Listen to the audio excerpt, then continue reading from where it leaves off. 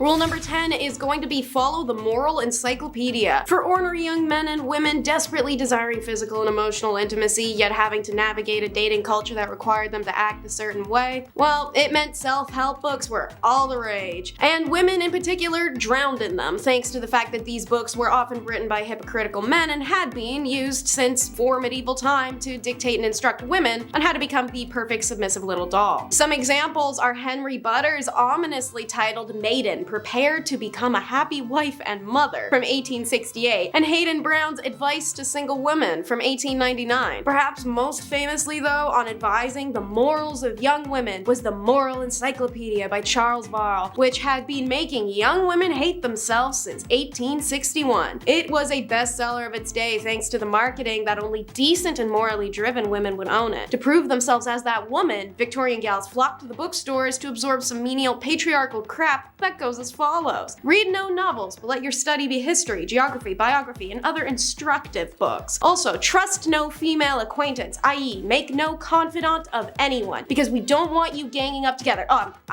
Possibly breaking your feeble tongues, having a conversation. Oh, and if you get a pimple, expect nobody to ever love you again. To quote, remember that whereas the character of a young lady is considered angelic, and blemish in it would withdraw the respect men have for you. Rule number 9 is to follow a handbook of etiquette for ladies. Following on a similar sales tactic of gaslighting, only perfect and honorable women know all the rules of etiquette. Oh, you don't? Oh, well, that's such a shame. Now you lose all your honor. You know, though, I can help you out. It's pretty convenient that right here behind me, I have this book I wrote and it has all the rules. I mean, I can give it to you so you can restore your honor if you give me like $30, I don't know. So, what's in this immensely popular bestseller from the 1860s that bullies women? Well, I'm so glad you asked. First up, keep that bling to a minimum, mamas, as you should never wear mosaic gold or paste diamonds. They are representative of a mean ambition to appear what you are not, and most likely what you ought not to wish to be. You got a problem with that? Well, sucks. Pipe down, because it's better to say too little than too much in company. Let your conversation be consistent with your gender and age. Don't forget to never talk about yourself either, as such discussions cannot be interesting to others, and the probability is that the most patient listener is laying the foundation for some tale to make you appear ridiculous. If you do open your mouth and your choice is to be a dirty joke, girl, BFF, because a double entendre is detestable in a woman, especially when perpetrated in the presence of men. No man of taste can respect any woman who's guilty of it. Oh, my personal favorite. Did you break something while a guest in someone else's house? Nah. As a lady, you can't do that. It's not possible. Pretend like nothing ever happened. Don't own up to it and gaslight your host. If at another's house, should you break anything, do not appear to notice it. Your hostess, if a lady, would take no notice of the calamity, nor say, as is sometimes done by ill-bred persons, oh, it is of no consequence. Rule number 8 is having a dress for all occasions. Should you not? Well, that's not proper etiquette. As a middle or upper middle class Victorian woman, your job was to spend your day like a Bratz doll, changing every few hours. This is because of the strict etiquette of the time, which dictated that certain dresses were for certain activities, which meant you had to plan your errands around your outfit changes that made it possible for you to run your errands. Isn't that fun? Women would start with the morning time dress, which was relatively comfortable by Victorian standards. However, for us, it would still feel like wearing an iron-reinforced tube sock on our entire body. It was simpler in appearance and designed for only the home. Want to take a stroll in the park? Out of the morning dress and into the walking dress. The skirts are shorter by several inches and didn't have a train, so they weren't dragging a leaf pile behind them as they went. The materials were usually rich in color and pattern to be admired amongst the greenery. When women returned home from their daily walk, they would change into dress number 3, or the afternoon dress for receiving visitors or visiting others. The skirts had a longer train and the neckline was usually a little lower. After some visiting time, dress number 4 gets whipped out for dinner, and it was the most formal of all casual dresses. Usually silks, satins, velvets, exactly the type of precious material you want to spill food on. Ball gowns weren't for regular wear, but they were required for fancy occasions, so you had to own them too.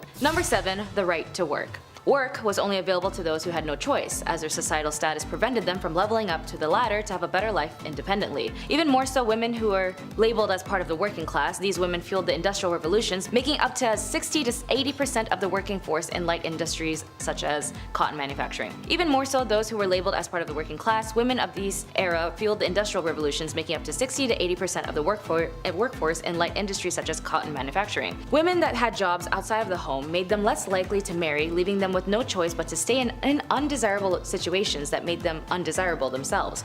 In one study by the Buffalo State had noticed classing women and children together as helpless creatures needing the protection of strong men. They were indignant at the knowledge that women had to support themselves, that they had suffered degrading wrongs as working women. So for some, they'd have to result themselves into committing adult work, or even for some unfortunate circumstances, be sold into adult work, as they had often had heavy debts from predecessors or even used as bargaining chips for their partners. Poor women were not regarded as the Victorian society, as they could not fight back, as men had captured these women, straight up kidnapping them, and kept them at their house. Differences in societal classes led to some women being ignored and unacknowledged in society for economic reasons and for the pleasures of some men. Women of the night had no exits of this profession and were stuck in this life, and they would be beaten, tormented, as this was obviously shamed on, as well as being arrested, which would lead us to number 6. Number 6, women who were in prison. In some revolutionary standpoints, being in prison might make you look like a hero or a villain, and as it depends on what you were doing or what you stood for. For the Victorian era, women who had been the most vocal at this time for a multitude of things like women's rights, the women who were caught in the act of selling their bodies in order to obtain financial means would be arrested and sent to prison. But even women who were not adult workers would be arrested. Women who had premarital pregnancies, truancies, or adultery, or kept bad company would also be arrested. They would be sent to prisons or reformities, as for women of these times, a small step off of the Victorian pedestal made for a long fall. Women sent to prison in the Victorian England were subjected to regimes whose project was to enforce idealized femininity. This individualized treatment aimed at more regeneration than discipline, and was administered by an entirely female staff aided by middle-class philanthropic lady visitors. Considering women were placed only into two categories, being a wife and a mother, the reality is that they lived in a world that discriminated heavily against them. Due to their superior physical strength, men considered themselves the dominant sex and sought to keep women subdued for as long as they could. Number 5, prison life. Being accused of being an idle and disorderly woman seems like a very vague and inconvenient statement today, as it holds no worthy of prosecution, but for these women of these times, you would definitely go to jail for that. These roughly defined offenses were common charges against women in the 18th century. At least in some records of the names of these women have survived, there are 2 on the list who are sadly identified only known as an unknown woman, cannot give any account of herself, and the other being accused of being a vagrant and an idiot. Which, of course, being an idiot isn't a crime unless you're doing something idiotic that hurts another person. Then yeah, I guess being an idiot is a crime. It is possible that up to 2/3 of prisoners in the House of Corrections, like the one at the prison called the Wakefield House of Correction, were female. Beating hemp was the usual form of hard labor, as well as if the women refused to comply or being able to commit to tasks, or unable to commit to tasks, whipping and beatings were also a commonplace, particularly to those who convicted of vagrancy, lewd conduct, and night walking. Number 4, domestic harm. This is sort of stemming back to the whole marriage thing in number 10, as it basically ties in on how horrible life was being a woman in the Victorian era, or just being a woman in general in any historical time.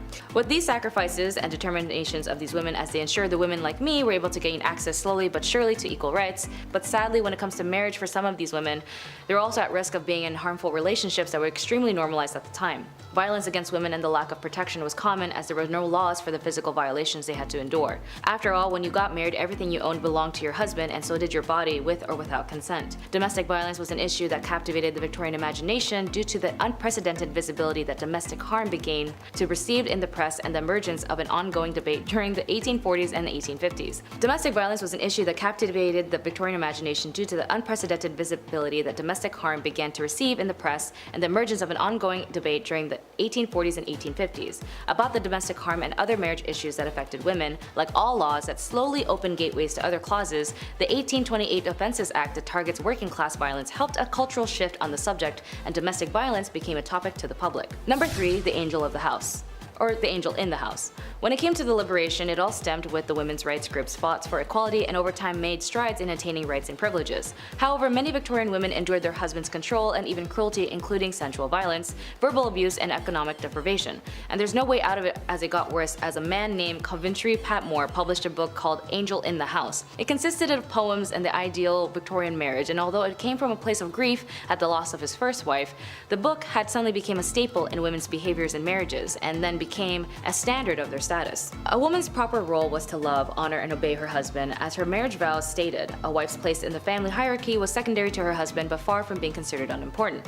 A wife's duty to tend to her husband and properly raise her children were considered crucial cornerstones of social stability by the Victorians. Representations of ideal wives were abundant in Victorian culture, providing women of their role models, and the Victorian ideal of the tirelessly patient, sacrificing wife is what depicted the angel in the house. And for these middle-class women, mimicking the angel in the house gave them more opportunities to find a successful match in marriage. Number 2, the House General. The House General, in a term coined in 1861 by Isabella Beeton in her influential manual, Mrs. Beeton's Book of Household Management. Because for women they needed a manual on how to be a good wife, a good woman, and a good so on and so forth, here she explained that the mistress of the house is comparable to the commander of an army or the leader of an enterprise.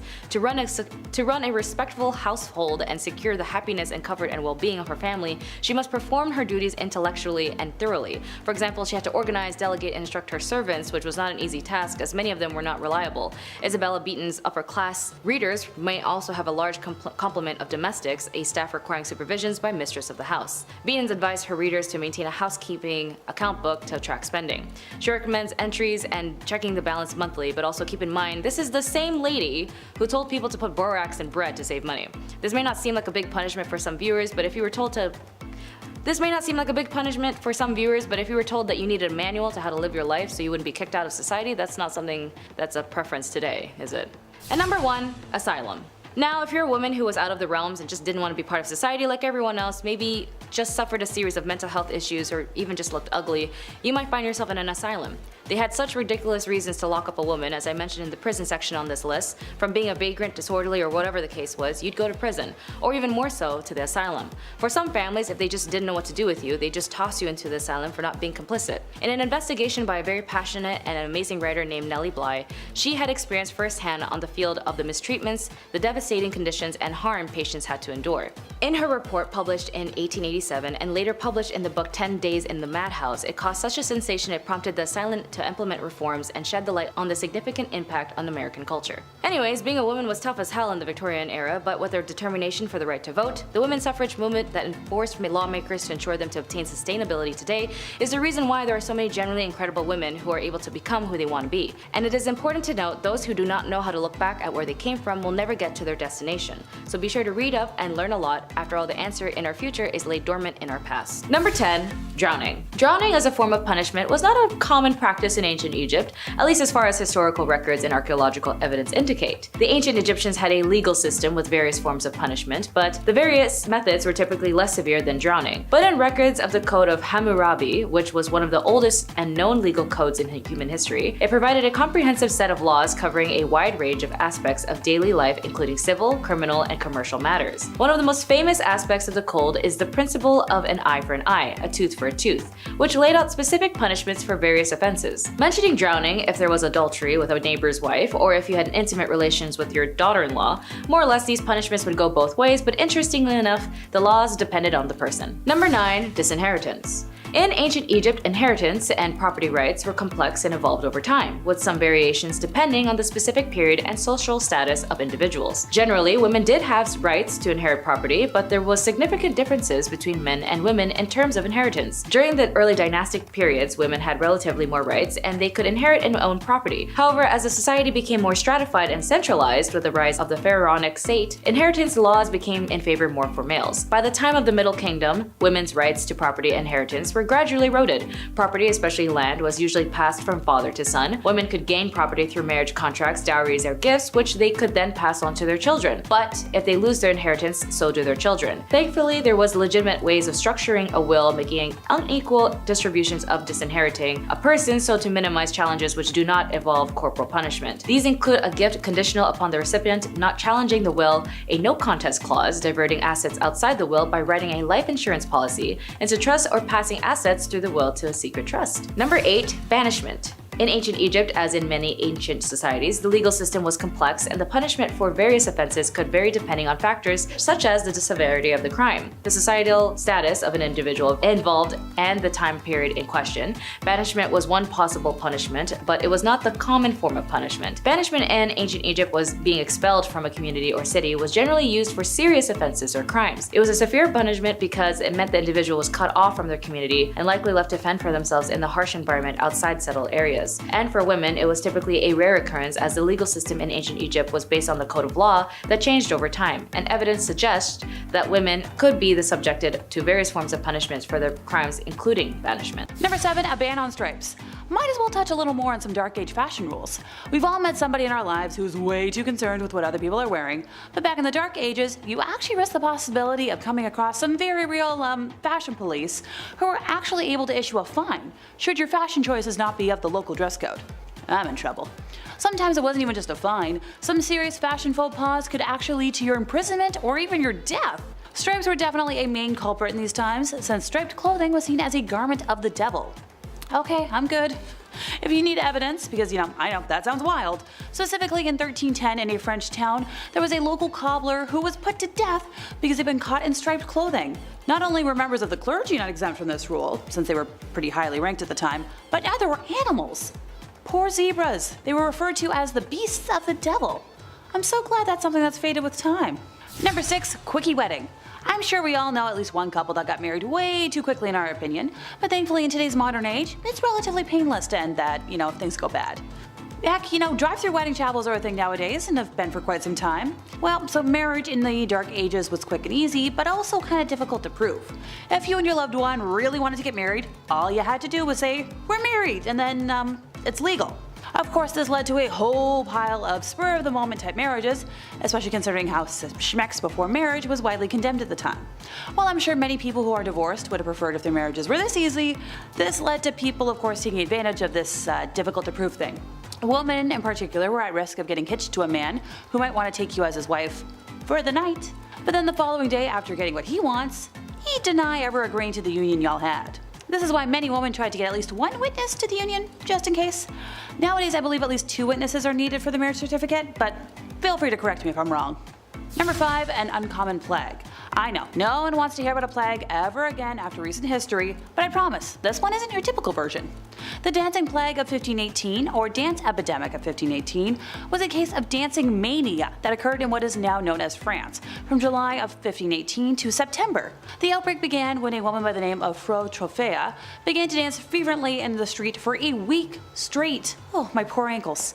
Soon, 3 dozen others joined in on the dancing chaos, with the plague claiming 400 victims by August. By early September, the outbreak began to subside as the dancers were sent to a mountain shrine to pray for absolution. Guess we found our fellows took inspiration. It's unsure just how many, but a small number of victims actually did pass from this epidemic, which is wild. Historical documents, including physician notes, cathedral sermons, local and regional chronicles, and even notes issued by the city council are clear that the victims danced, but nobody knows why. There are many theories behind the phenomenon, the most popular being stress-induced mass hysteria. Other theories include ergot and religious explanations. It'd be interesting to see if this ever pops up again in modern times with how stress levels are these days. Hey look, sometimes a girl just wants a flash dance moment without judgment, okay? Number 4, divorce by combat. Yeah, so people could get divorced, but it was a heck of a process. Divorce by combat appears to have been a form of trial by combat, which was when accusations were dealt with between 2 parties where there were no witnesses or a confession, and whoever won the duel was deemed to be right. The rules for a divorce by combat, as we know it, come from Hans Stahlhofer's Fruchtbucht. I apologize if I got that wrong, which was written in 1467 and are as follows. The man would be placed in a waist-height 1 meter deep hole with one hand tied behind his back, while the woman was allowed to move freely. Both parties wore practical clothes, which is described as a one-piece bodysuit with stirrup legs. The woman was armed with 3 rocks, each wrapped in a length of cloth to form a kind of swinging club. The man was given 3 normal clubs that matched the length of the woman's cloth to ensure that, their ranges were equal. The man was not allowed to leave his hole though. To further limit him, if he touched if he touched the edge of his hole with either his hand or arm, he had to surrender one of his clubs. If the woman attacked him while he was surrendering his club, she in turn forfeited one of her rocks. Yes, the rules place the man at a clear disadvantage, but it's important to remember that it's unlikely that the woman had any kind of combat training. Furthermore, in any kind of physical contest, it is likely the male would have had an advantage in size and strength at the time. So the handicaps placed on the man were to try and make the fight as fair as possible. Which, it's pretty impressive for the time period. The conditions for victory, though, are unclear. Some historians believe that it was unlikely that the fights were to the death. Instead, it was probably down to whoever was judging this thing to decide when one of the fighters had been incapacitated. Since both parties were hitting each other with big blunt objects, it seems likely that many trials ended with one party being knocked unconscious. Thankfully, divorces are a lot less lethal today. Mostly. Number 3, toothworms. So dentists weren't common in the Dark Ages, but barbers were, and wound up being a one-stop shop for quite a few different services. This guy did it all. Cavity, toothaches, teethworms, you name it, or in a lot of cases, bullet. Barbers were responsible for cutting hair, pulling teeth, red fluid letting, your classic 3-in-1 appointment. So much more efficient than the silly 2-in-1 shampoo and conditioner combos we have today. This was like the peak of efficiency. Instead of brushing your teeth with tooth tunes, back then you'd rub your teeth and gums with a rough linen. A few recipes have been discovered for pastes and powders to freshen breath, otherwise you were looking at less and less teeth as time went on.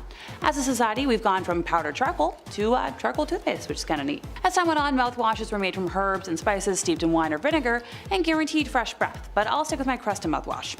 Thanks! Number 2, no pleasure during procreation. Now, some of you watching might know all about the hanky-panky, and some of you might not. But regardless, you probably know that people do it for fun more than they tend to do it to create a descendant. That's why we as a society have invented things like condoms. Because trying for a spawn is only fun when you really want to. And you shouldn't have to worry about, knocking boots and accidentally creating life. But back in the Dark Ages, there was a law that you were not allowed to get down and dirty unless it was for the purpose of, have an offspring. And you weren't allowed to experience any kind of pleasure when you were doing it, even if it was for the purpose of creating new life. It's like telling somebody to eat food, but you're not allowed to taste anything or enjoy your food. I believe it was one of those rules that people claimed came from God and used for their own uppity bias. There's plenty of those still in place today that I'm constantly rolling my eyes at, but this isn't the time or place for my venting. Thankfully nowadays, most folks understand that coitus can be for pleasure and fun, and not just spawning new lives. Have fun safely, folks. Number 1, no cheating. So if you were a man back in the Dark Ages and you got caught having an affair, you'd have to pay a fine, so big whoop. But if you were a woman, like everything else on our list, it was so much worse. Back in the Dark Ages, women were punished with a situation worse than death in, my opinion. Frederick II used to punish adulterers by using rhinotomy, which is the removal of one's, nose. The whole point of this was to make the victim unattractive, but from a needing to breathe point, it would also shorten one's already short lifespan.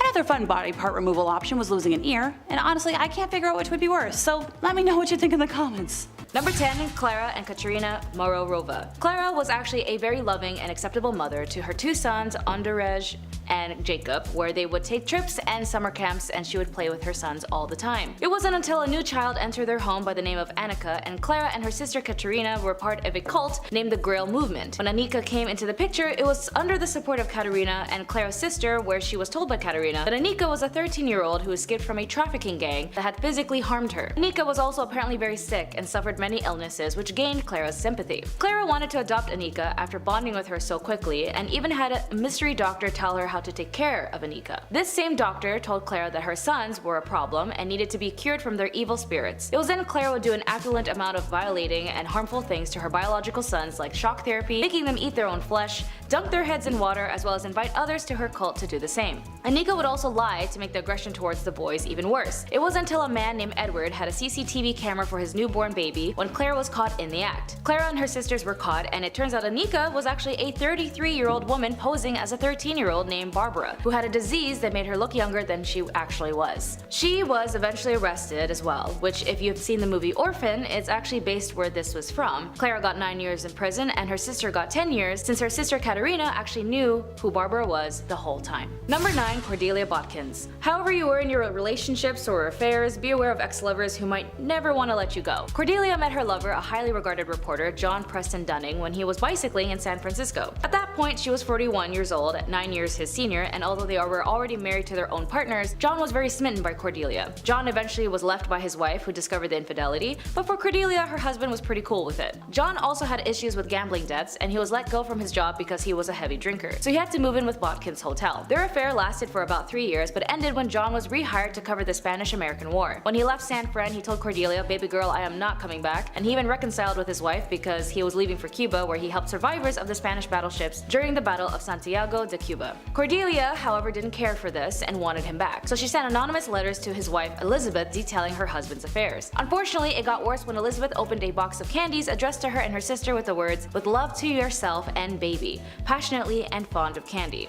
Elizabeth and her older sister died from arsenic poisoning, and their father was able to decipher their handwriting from the previous letters to Cordelia, and Cordelia went to life imprisonment. Number 8. Mary Sue Hubbard. It was always in the 1950s where a lot of crap happened that led us to the chaos we know today. And for Mary Sue Hubbard, she is also known as the wife of the founder of Church of Scientology, Ron Hubbard. She was sentenced in the federal court in the 1980s to 4 years in prison for her role in the conspiracy to plant church spies in government agencies, steal government documents, and bug at least one government meeting. She told U.S. District Judge Norma Holloway Johnson that she sincerely and publicly apologized for her actions. Johnson ordered Hubbard, who had been freed pending appeal for her 1979 conviction in the case, to turn herself into the federal officials in 3 weeks, to begin serving her sentence. Hubbard, who lived in Los Angeles at the time, was the last of 11 church leaders who were indicted in the conspiracy in August 1978 to go to prison. The indictments came after the FBI raided the church headquarters back then in Los Angeles in 1977, and the raids were said to be the largest ever conducted by the FBI at the time.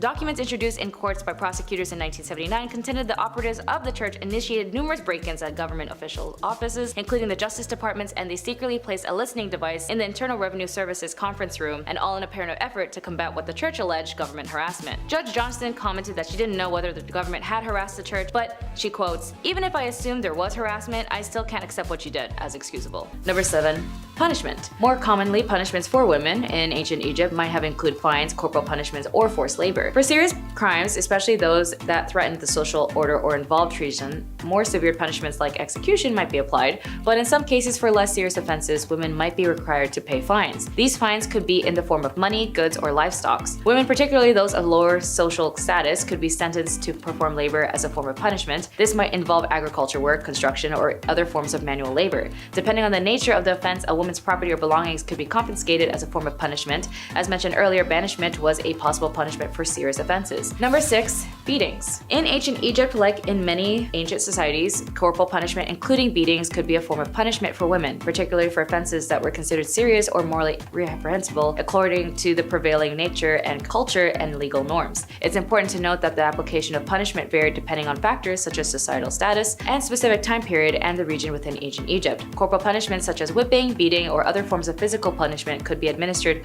for various offenses. This might be more common for crimes like theft or adultery. Examples would be like switches, flexible branches, or vines could have been used for beatings. They would be capable of inflicting pain without causing severe injury, as wooden paddles with a flat surface could also be used for beating as well. They would also have been effective in delivering blows to specific areas of the body, and the simplest form of beating would be involved with the hands and fists. This method would also be easily accessible and wouldn't have to require any specialized tools, as well as whips, sticks, and rods. Number 5. Strangulation. Now for the more morbid section on this list, although stoning may seem like a common thing in this era as a form of capital punishment, whereas an individual is pelted with stones until death, actually was not common associated with ancient Egyptian legal practices based on available historical and archaeological evidence. The primary method of execution in ancient Egypt was typically strangulation or impalement. Stoning as a form of capital punishment is more commonly associated with other ancient cultures in the region, such as ancient Mesopotamia or parts of the Levant. In these societies, stoning was indeed known as a form of capital punishment for various offenses, including adultery. Strangulation was one of the most common methods of execution in ancient Egypt.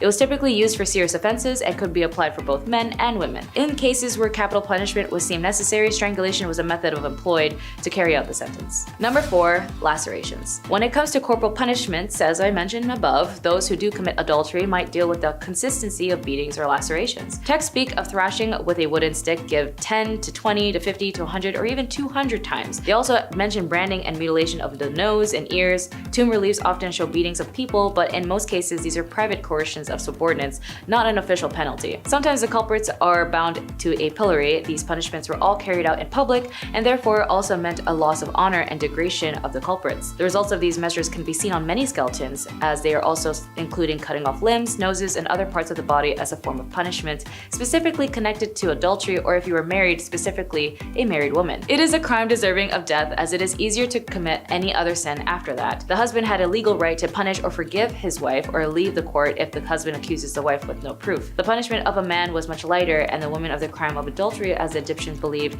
that offense falls primarily in the hands of the woman, while the women would be killed as the men would severe just 1,000 blows. Number 3, burning alive. Referring back to the Code of Hammurabi, the code was enlisted under the morals and the laws in ancient Egypt and Babylon. When it came to intimate relationships with your close family, you'd be subjected to many listed punishments, as in dealing with seduction or physically harming someone intimately. The Hammurabi inflicts the penalty of burning if you were to have a physical intimacy with your mother, but since this was ancient Egypt, unless you were royal who needed to pull an Oedipus complex to maintain your rule and connection to the monarch position, it wasn't something looked down on but normalized. As this is a civilization that needed a monarch rule at all times to guide the nation, but it is good to note that it was a typical Western interpretation that this era was prone to burning alive people, when the irony was that the Europeans burning women, being witches or even more heresy, were more burned. Number 2, head be gone. The ancient Egyptians set harsh punishments for those accused of treason or corruption. The death penalty was usually applied by impalement, thumping, or a 100-fold fine, and this applied to both men and women. The decree also referred to the death penalty for someone who steals an animal belonging to the temple and transfer it to another party, while confiscating the property of the thief in favor of the stolen temple. The ancient Egyptians distinguished between the stolen goods and the bear the attribute of holiness and considered it a religious crime that requires execution, and those stolen goods that do not affect the sanctities, settling for the penalties of beating and the fine for the theft 100 times of the value of the stolen items. Number 1, buried alive. Of course, all of these leads to death eventually, as the punishments were drastic, dangerous, violent, and vile. I mean, if you somehow survived the beheading, then what a miracle that would be. But death was only reserved for the extreme measures of punishment for women of these times. As I mentioned, there was very minimal, if not just the common punishment of corporal punishment. The scariest, in my opinion, would be buried alive. In some cases, individuals might be sentenced to be buried alive, although this was likely a very rare extreme form of punishment, most likely only reserved for the ones with extreme cases of crime. It's important to keep in mind that our knowledge of specific cases and punishment in ancient Egypt is limited, as much of what we know is derived from inscriptions, legal texts, and other historical records. Additionally, practices may have varied over time and in different regions of ancient Egypt. The legal systems and punishments evolved over the millennia, so there could be variations in practices depending on the specific period within ancient Egypt history. Violence against women is a human rights violation, potentially touching on the rights to life, to equality, to liberty, and security of persons, to equal protection under the law, to be free from all forms of discrimination and violence, to the highest standard attainable of physical and mental health, to just the favorable conditions to work, as well as the rights to not subjected to and cruel, inhumane, degrading treatment. And although the cruelty and damages to women was abhorrent and tragic, it still lingers in our day, as now 60% of women still don't report crimes due to fear of shame and stigma. But we still need to be safe spaces to those who need reassurance so that they can speak up. We still got a lot of work to do, you know? Number 10, Queen Victoria. It's old Blighty herself, Her Royal Majesty and Queen of the British Empire. Queen Victoria. She's responsible for a lot of things, including a nice long holiday in the summer where dads get to be irresponsible with fireworks. Nice. All fun jokes aside, she was the queen of the monarch, and she wasn't the worst queen ever, but during her reign, the British Empire had never really been stronger, as it took part in absorbing many smaller nations into the empire. And they didn't ask nicely, if you catch my drift. India, China, and a lot of parts of Africa. Africa had a rough time back then. It was pretty hard for that continent. They all felt the wrath of the Queen's expansionist fist. It's really sad, actually. Goddamn. Number 9, Thieves. Times, specifically in Victorian London, weren't the best. It most certainly wasn't the cleanliest place on earth, and there were orphans asking for more porridge. I don't know. I didn't read the book, guys. Sorry. Lack of rights, social expectations and pressure, and a lot of double standards. Honestly, it just wasn't an easy time for women. Well, it shouldn't really come as a surprise, but thievery and pickpocketing were often done even by women, though. I mean, what choice do you have at that point? The idea of ladies was so ladylike or elegant that it wasn't possible, or at least people thought it wasn't possible, that they could be criminals. What a backhanded compliment. Well, are women a criminal? I certainly don't think so, sir. It's not possible. It's very possible. There are tons of thieves and pickpockets. That's just ridiculous. Number 8, Jane Toppin. Take a trip with me to Boston. We can see Bunker Hill, Old North Church, and Faneuil Hall. Ooh, cool. We could also visit a very nice nurse from the 1880s who was taking care of the elderly. Jolly Jane, as she became to be known, was a nurse who took care of the elderly. And by take care, I mean the same way you took care of your first hamster.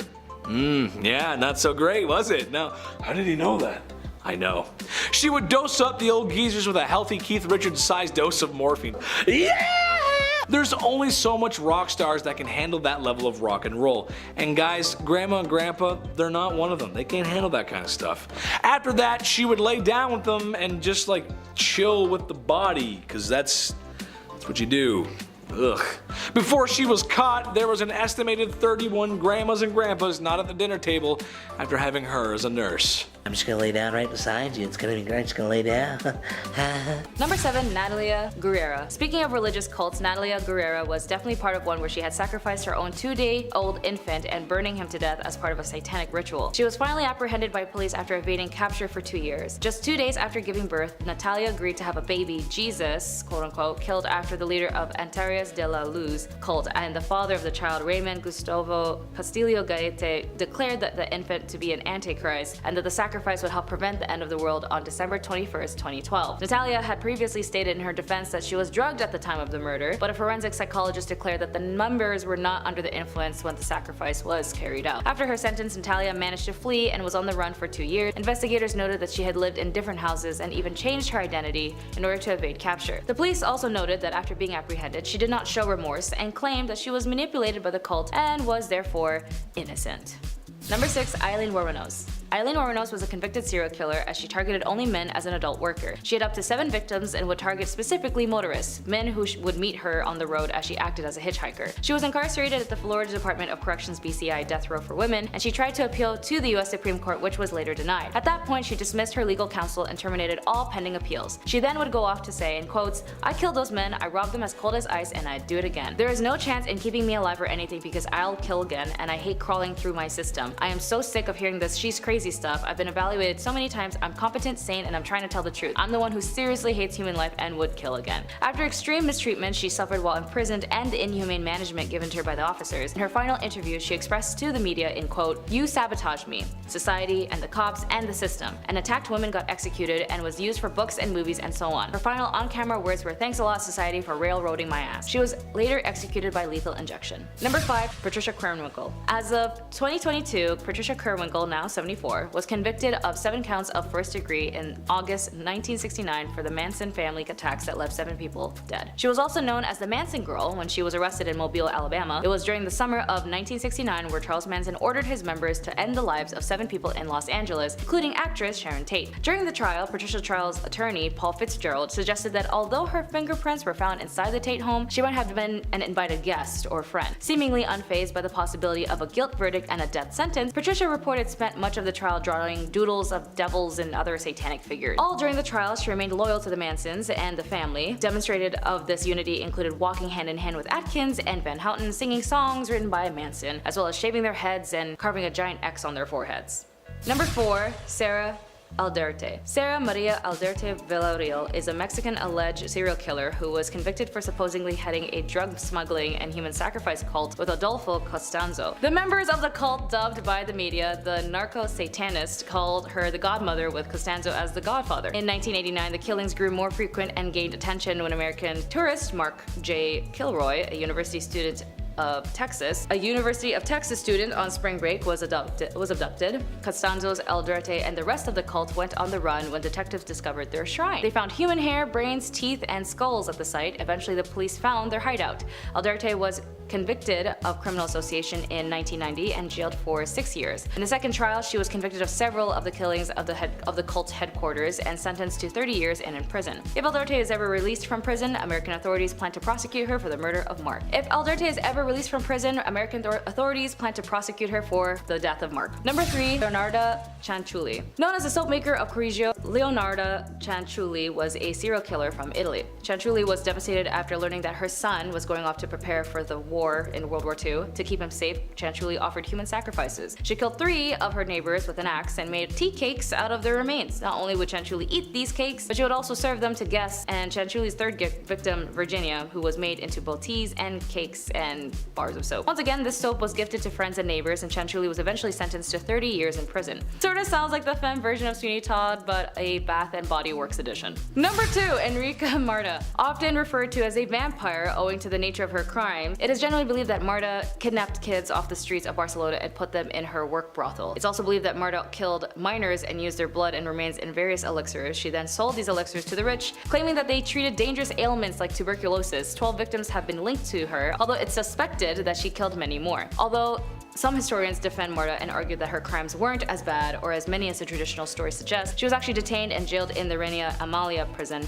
Further investigation revealed more housing in Sant Feliu de Llobregat, property of Marta's family. Here they found remains of children in vases and jars, as well as books of remedies, including a list of rich clients who the police apparently tried to hide from being leaked, including rich politicians, doctors and businessmen, and bankers. Kinda similar to a case we had in our modern times with a guy whose name rhymes with Lefrey Neepson. Although she was arrested, she was never tried since she died in the hands of her prison mates, and companions ended up lynching her. Apparently, some say her wealthy clients hired the prisoners to shut her up. It's very interesting how history repeats itself sometimes, as this was in 1913. Proving to be one of Victorian era's most infamous criminals, Amelia Dyer could be one of the most prolific serial killers in human history. Back in Victorian England, she was paid for adopting babies in a practice known as baby farming. Amelia Dyer turned this into her profession and adopted numerous children. She began by keeping them for a time until they passed of a natural cause, but ultimately turned into disposing them shortly after adopting them, thereby keeping the money without having to raise them. One of Dyer's victims was actually found floating in the river Thames on March 30th, 1896, leading to her arrest and eventual execution. While 6 victims have been confirmed, it's believed that Dyer may have killed up to 400 children throughout her life. In one of the most sensational trials of the Victorian period, she was found guilty and later hanged. Satan's ladies. Back in the Dark Ages, women were very much oppressed and incredibly misunderstood. Honestly, if one is to look at the percentage of women who were and weren't accused of witchcraft, and just how easy it was to, quote unquote, prove a woman was a witch, the data is very much skewed. Granted, I'm not about to jump into generalized witch hunt torment right this moment, so bear with me. So back in the Dark Ages, some folks thought that women were Satan's incarnate, and ergo were predisposed to sin, and therefore, by that logic, they had to be witches. Trust me, I know the common sense was missing from that statement. There were 4 reasons why women were considered to be part of the devil's posse, if you will. For starters, it was believed that women were foolish and gullible, which is why they turned to magic. Yeah, that hurt my brain to say. Number 2, because women are insatiable when it comes to carnal pleasures, they seek out help from the devil to satiate their needs. I can think of better ways, but alright. Number 3, women talk a lot and allegedly speak lies because we talk too much. Great, I'm already classifying myself as a witch. Finally, women are weak, and the only way we can seek revenge is by using magic powers and spells. Pardon me, I can feel my brain leaking out of my ears. Sadly, that was the reality back then, because having a personality and independence meant, game over. Number 9, interrogation tactics. So what happens if you do get accused of being a witch, or, Satan's wifey? Time to go through the witch trials, which is a polite way of saying sentenced to torment until you either confessed or someone found proof by ways of a certain marking on your body. Let's talk about one of the most agonizing methods of torment, shall we? If you're, femme presenting and get arrested for something serious and the townspeople want information out of you, they drag you into a dungeon, strip you until you're in the nude, tie a rope around each one of your ankles and hoist you up so that you're upside down with your legs spread apart, and once again in your birthday suit, so probably shivering in the cold. Now here comes the most horrifying part of the whole thing. You know those saws that folks use to cut down trees? Specifically the really big ones that tend to take 2 folks to use? So one of those would be used to slice you in half from the rear to the head. Easily one of the most painful ways that you could go, in my opinion. The wild thing about the saw is that it wasn't originally made for trees and then used on people. It's actually the other way around. Pardon me, I'll be shuddering for the rest of today. Number 8, that time of the month. Ant Flow, the Red Sea, Shark Week. Heck, the event has so many monikers, but those who experience it can agree that it's a pretty miserable period of time. Back in the day, folks didn't have the same kinds of resources that we have in today's age, so a lot of people really had to get creative. They would use rags or other linens to fashion, a pad, but underwear wasn't all that popular yet, so they had to find a way to keep things in, place. Some folks would fashion a makeshift medieval tampon of sorts where they would wrap cotton fabric around a twig, which sounds super uncomfortable if you ask me. Other folks would seek out bog moss because it was remarkably absorbent, and funny enough the name BLOOD moss became synonymous with it because of its use of treating wounds and in period products. If you didn't have access to those things, some folks would simply resort to wearing red the whole time so everything just sort of blended in. I love the lazy approach. Makes sense to me. Rule number 7 is to mourn properly. Another dress all women owned was an all-black mourning dress. They kept these bad boys on lock for whenever someone died, which was arguably something to look forward to in the Victorian era. Thanks to Victoria being the most extraordinary and dramatic woman of all time when her husband Prince Albert died in 1861, and she spent a bajillion years dressing like a vampire and wearing black mantillas, it set this bizarre fashion and mourning standard that metamorphosized into literal rules. If one was to ignore these rules, it was seen as incredibly offensive to the deceased. Self-help books dedicated to making men and women better at exerting dramatic woe were pretty common to see on bookstore shelves. So, a mourning rule for women was should her husband die, the widow was expected to mourn for no less than 2 years, while mourning for parents and offspring only lasted a year. Relatives such as grandparents and siblings would only get 6 months. They dole it out like family inheritance is a little weird. Queen Victoria had favored black crepe, and it became one of the only fabrics that was permissible for mourning clothing. Luxurious silks and satins weren't permissible, only itchy and abrasive materials that chafed the sadness right into you. Women would often wear merino or cashmere instead. No jewelry or ornamentation was permitted unless it served a functional purpose like a button or a clasp, or unless it was a bunch of the deceased's hair and teeth braided in a pattern together in the jewelry. Don't forget your big black hat and grandma's doily tablecloth you dyed black to throw over your face and body. Enjoy looking like a corpse for 2 years. Rule number 6 is to glove up. We love to joke about the whole, oh no, if you show your ankle, you're a Victorian W word. But weirdly, hands were actually way more of an issue. The ankle thing was just because men were still trying to look up women's skirts, even when they were so long the ends of them entered a room 15 minutes after the wearer did. Fingers were actually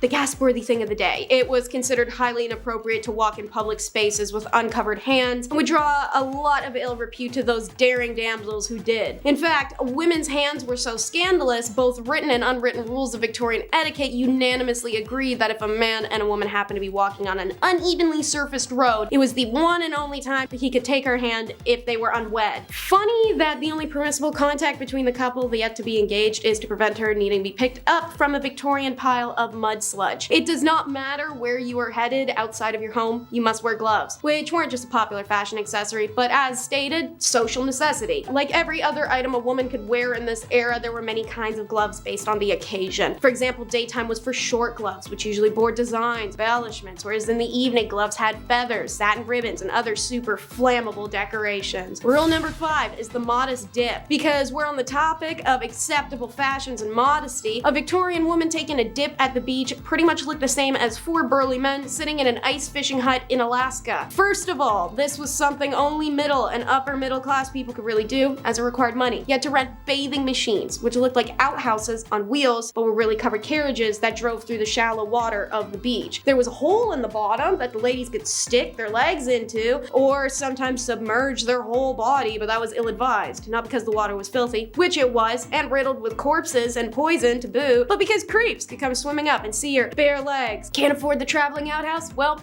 no beach for you. Rule number 4 is wife sales, a real legal way to obtain a divorce in stuffy Christianized England. Divorce was unpopular, detested, and openly deterred in those days. Seeing as you were discouraged from intercourse with your partner, married them when you barely knew them, and could barely spend time alone with one another, it was a pretty popular request. You would have to sit listening to the clock tick and his nose being clogged but him not blowing it for the 444th night in a row while you disassociate staring into a fireplace. What the hell did people expect? Of course you want out. You don't even know his middle name. Attaining a divorce in the early 1900s was an expensive undertaking, however. So, those who couldn't afford the legal fees sometimes sold their wives to the highest bidder. It was often done with the full consent of the wife, who was usually bought by her family, a new lover, or a female friend. It was an amicable way to say, this was a mistake, get out of my house, good luck and prosper. Rule number 3 is no flirting. As stated, you were really not supposed to flirt, and flirting to the Victorians included eye contact, talking to one another, looking at another person, breathing their air, knowing their name. Maybe the last one is dramatic, but you get my point. You wanted someone, you had to wait until you met them 4 or 5 times, then you could look at them, run into them a couple more times, then maybe request a dance at a ball, and you get one of those a couple times, then maybe you get a sit-down chaperone visit, maybe a walk in the park, and a couple more ball dances. Then you can propose. But even then, a Victorian maiden could not be trusted alone with her fiancé lest her dainty, fluttering hand rest on the arm of her intended and cause an outburst that would inflame the fiancé's uncontrollable base lusts. Even after progressing through several stages of acceptable dating, aka the ball dancing, talking, walking together at a distance, if a man was invited to the woman's home, their acquaintanceship would still have to be under the watchful eye of a chaperone. Single women were never to indulge in behavior with a man that might lead to being kissed or handled in any way. This included strict inspection rules, because I kid you not, men were encouraged to inspect a woman back then, like many of the stipulations that accompany shipping procedures. How romantic. If a man wanted to admire a necklace, the woman would have to remove it, hand it over for inspection. Under no circumstances was the item to be inspected while she wore it. Now I know where that flirting tactic came from, because guys,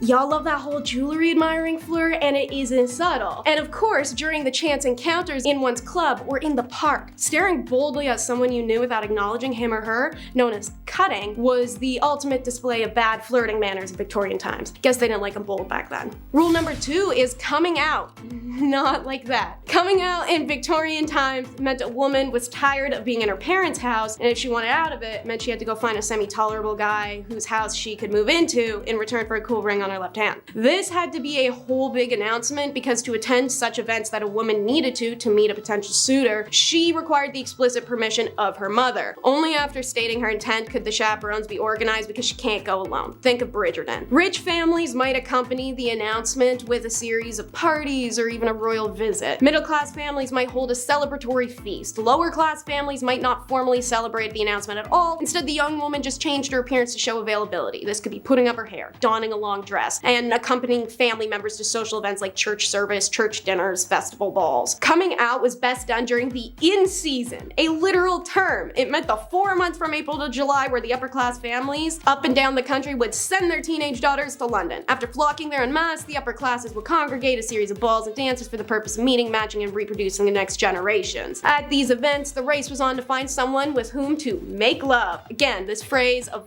whose meaning has changed considerably over time. Making love in the Victorian age meant seeking out someone who might one day come to love you. This was done by eligible bachelors going up to girls' chaperones, giving them a little card, requesting a dance with her. Her dance cards would be stacked in cue order in which the men got their dances, and they were only allowed 3 per woman. End of the night rolls around, and our maiden will choose if she liked a suitor and have her chaperone return the card to indicate, oh yeah buddy, it's on. Rule number 1 is how to travel, aka how not to have fun. Here's your duties when you're traveling as a Victorian lady. Listen up, take notes. Dress appropriately. This is usually a dress similar to the morning gown, lighter and easier to move around in, but most importantly plain and understated with few details. They would accessorize with dark leather gloves, a straw bonnet, and of course a travel corset, which was apparently said to be much less restrictive. Pick your seat carefully. It was customary for a woman traveling alone to choose a seat either next to another woman or an elderly gentleman. Women traveling alone were seen as prime targets for pickpocketers and thieves. It was usually only done to poor women without chaperone options, but all women, rich or poor, were instructed to keep only a small amount of customary spending cash on their person and give the bulk of their dough to their driver or escort to keep safe. Speak when spoken to, as only men were allowed to spark conversation with a lady, never the opposite way around. Women were expected to respond politely and accept invitations to the refreshment saloon, even if they didn't want to go. That's because of the next rule. Never ever be rude while traveling, especially alone. It was imperative a woman act with the utmost class, even if being accosted by a persistent male passenger. But make sure you don't pester him. If a woman is traveling with a male companion, it's not appropriate to ask him such questions as, when do we get there? How far is it? You know you're making the wrong turn. Yes, you are. I know you are. I've been this way before. Look, that was the wrong way. How much time do you think that wrong turn added? Do you want to stop and grab something too? Yeah, no, strictly forbidden. Can't do that crap. But don't forget, you're also a babysitter to the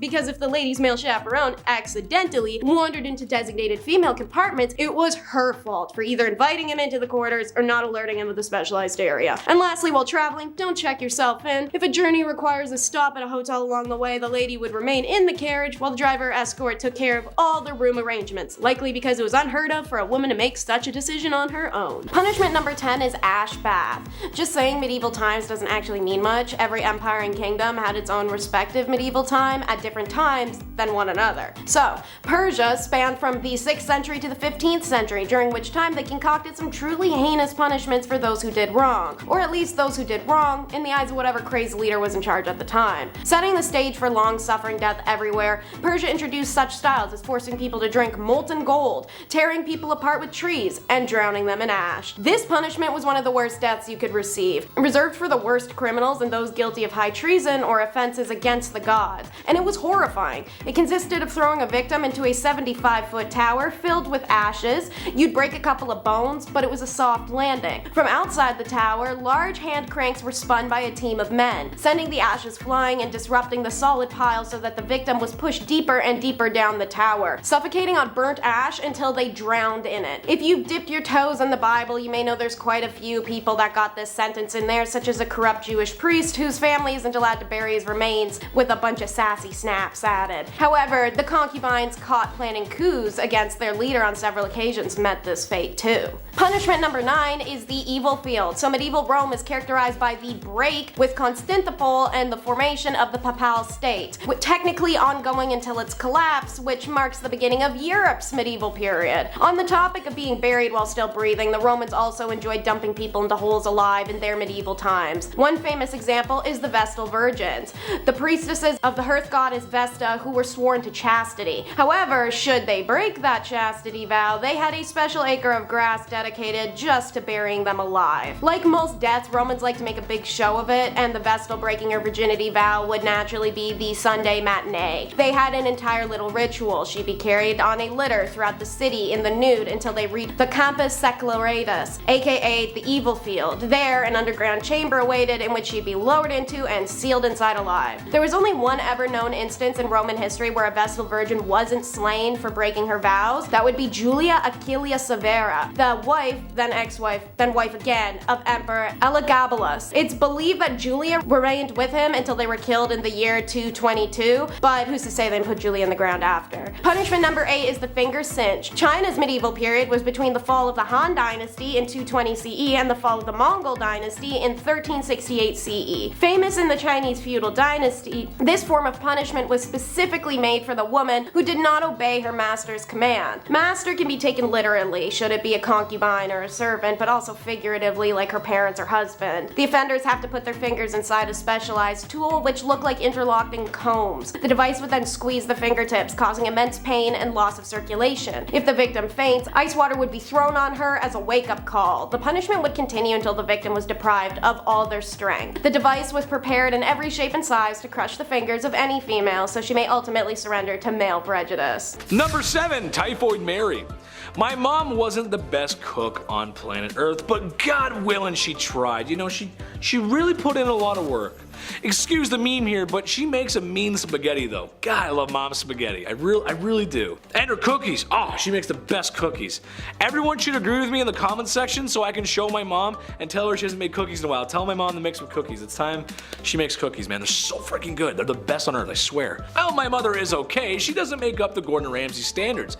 But that's okay because no matter how well Typhoid Mary made the lamb sauce, it was always gonna make people green, as Typhoid Mary was an asymptomatic carrier of typhoid fever. Yes, that's what we're talking about, Typhoid Mary. Crazy enough, after she found out that she was asymptomatic with typhoid, she insisted upon cooking. She kept going, which got more people sick.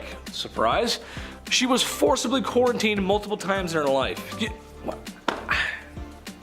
You can't make this stuff up. Please stop cooking, you're sick. I'm gonna do what I want, you can't tell me what to do. Number 6, Belle Starr.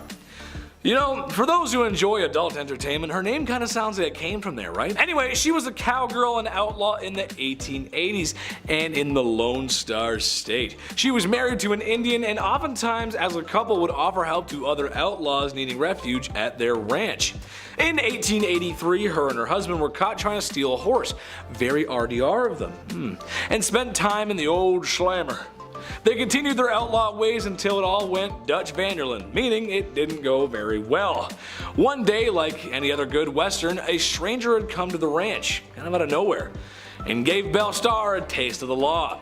Just happened to be with a big iron. To this day, nobody knows what happened, who the stranger was, or why she was bang bang. No one knows. No one. It's crazy. There should be a movie about that. Big iron on his hip, all fancy. Anyway. Number 5, Mary Surratt. I actually didn't know this one, but perhaps maybe our American audience remembers. Some will recall a time when America was divided in twain. After all, a house divided amongst itself cannot stand. A certain top-hatted, bearded president did his best to restore the Union. It took a lot of years and lives, but he managed to do it. However, some were still not pleased. A one John Wilkes Booth, to be specific, had to ask the president a leaded question, if you catch my drift. Well, after assassinating one of the most beloved presidents in American history, he needed to hide. You gotta hide after that. And Mary Surratt was the woman who'd let him hide. So I think aiding and abetting, as well as harboring the most wanted man in America at the time, counts as scandalous. She also had some other anti-union behavior as well. That's not good. Naughty, not very nice. Number 4, Lizzie Bordon.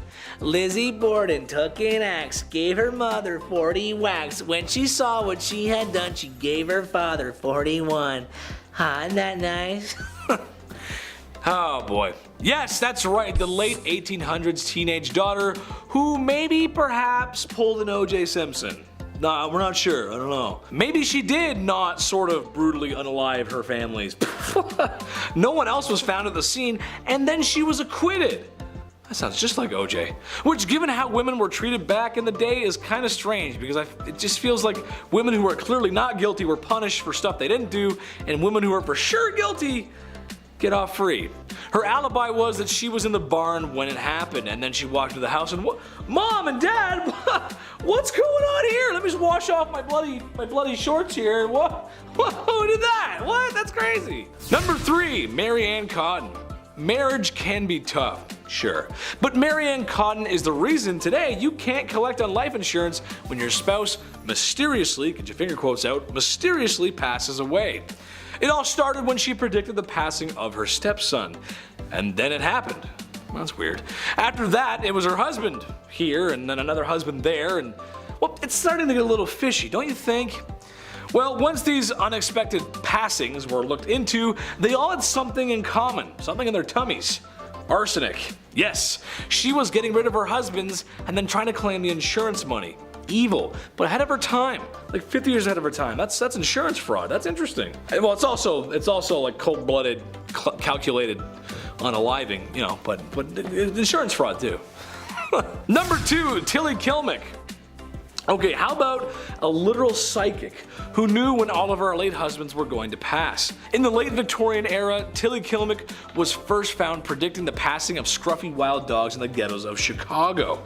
It's kind of a weird thing to say, like, yeah, see that dog? The dog's not gonna make it. The dog? No, he's not gonna make it. Anyway, somehow she always knew when they were going to expire. Then it was her late husband of 29 years. That's kind of strange, 29 years, and he ends up, that's weird. After cashing the insurance money, which she got immediately, she started dating immediately, where oblivious man after man kept passing, and very shortly after she married more and more. Well, she was a regular Mary Ann Cotton, to say the least, as she too was using arsenic on her husbands to collect insurance money. She eventually was arrested, and her stipulation for being in prison was that she was not allowed to cook for anyone. I think that's fair. That's good. Don't let her cook. That's a good idea. Number 1, ladies of the evening. Love them, hate them, or spend a lot of money on them in Vegas. That's Las Vegas, baby. The era was defined by them, especially in London. Whoo, baby. I mean, at night you really couldn't walk anywhere without a fair lass daintily waving her hand in hopes of luring in a customer, which wasn't really an issue given that bedroom-related sicknesses were at an all-time high. Syphilis specifically had shockingly high percentage of the population and would make you think twice. Well, it would make us think twice, it would make me think twice, but people back then, they kinda just went for it. Right, is something wrong with you, love? I don't care, let's go anyway. You're better off without him, apparently. Number 10 in the countdown. The Christian view of women in ancient Roman society came in and, like the religion itself, quashed the pagan beliefs preceding them. Pagan times in Rome weren't a merry old good time for women, don't get me wrong, but they had more rights and respect when there was a whole pantheon of women gods whose tempers were to be revered and feared by every Roman man. But then they convert and answer to one god who was depicted as a soul man, making it, pun intended, a man's world. In the 4th century AD, the Andrew Tate of ancient Rome, St. Jerome, set the standard on how you should perceive and treat women around you. If your wife has a bad temper, or if she's stupid, or if she has a birthmark, or if she's haughty, or if she has a foul breath, you'll only learn these things after marriage. You always have to tell her how beautiful she looks. If you so much as look at another woman, she feels rejected. You have to bow down before her and call her my lady, and you mustn't forget her birthday. It's worse if she's pretty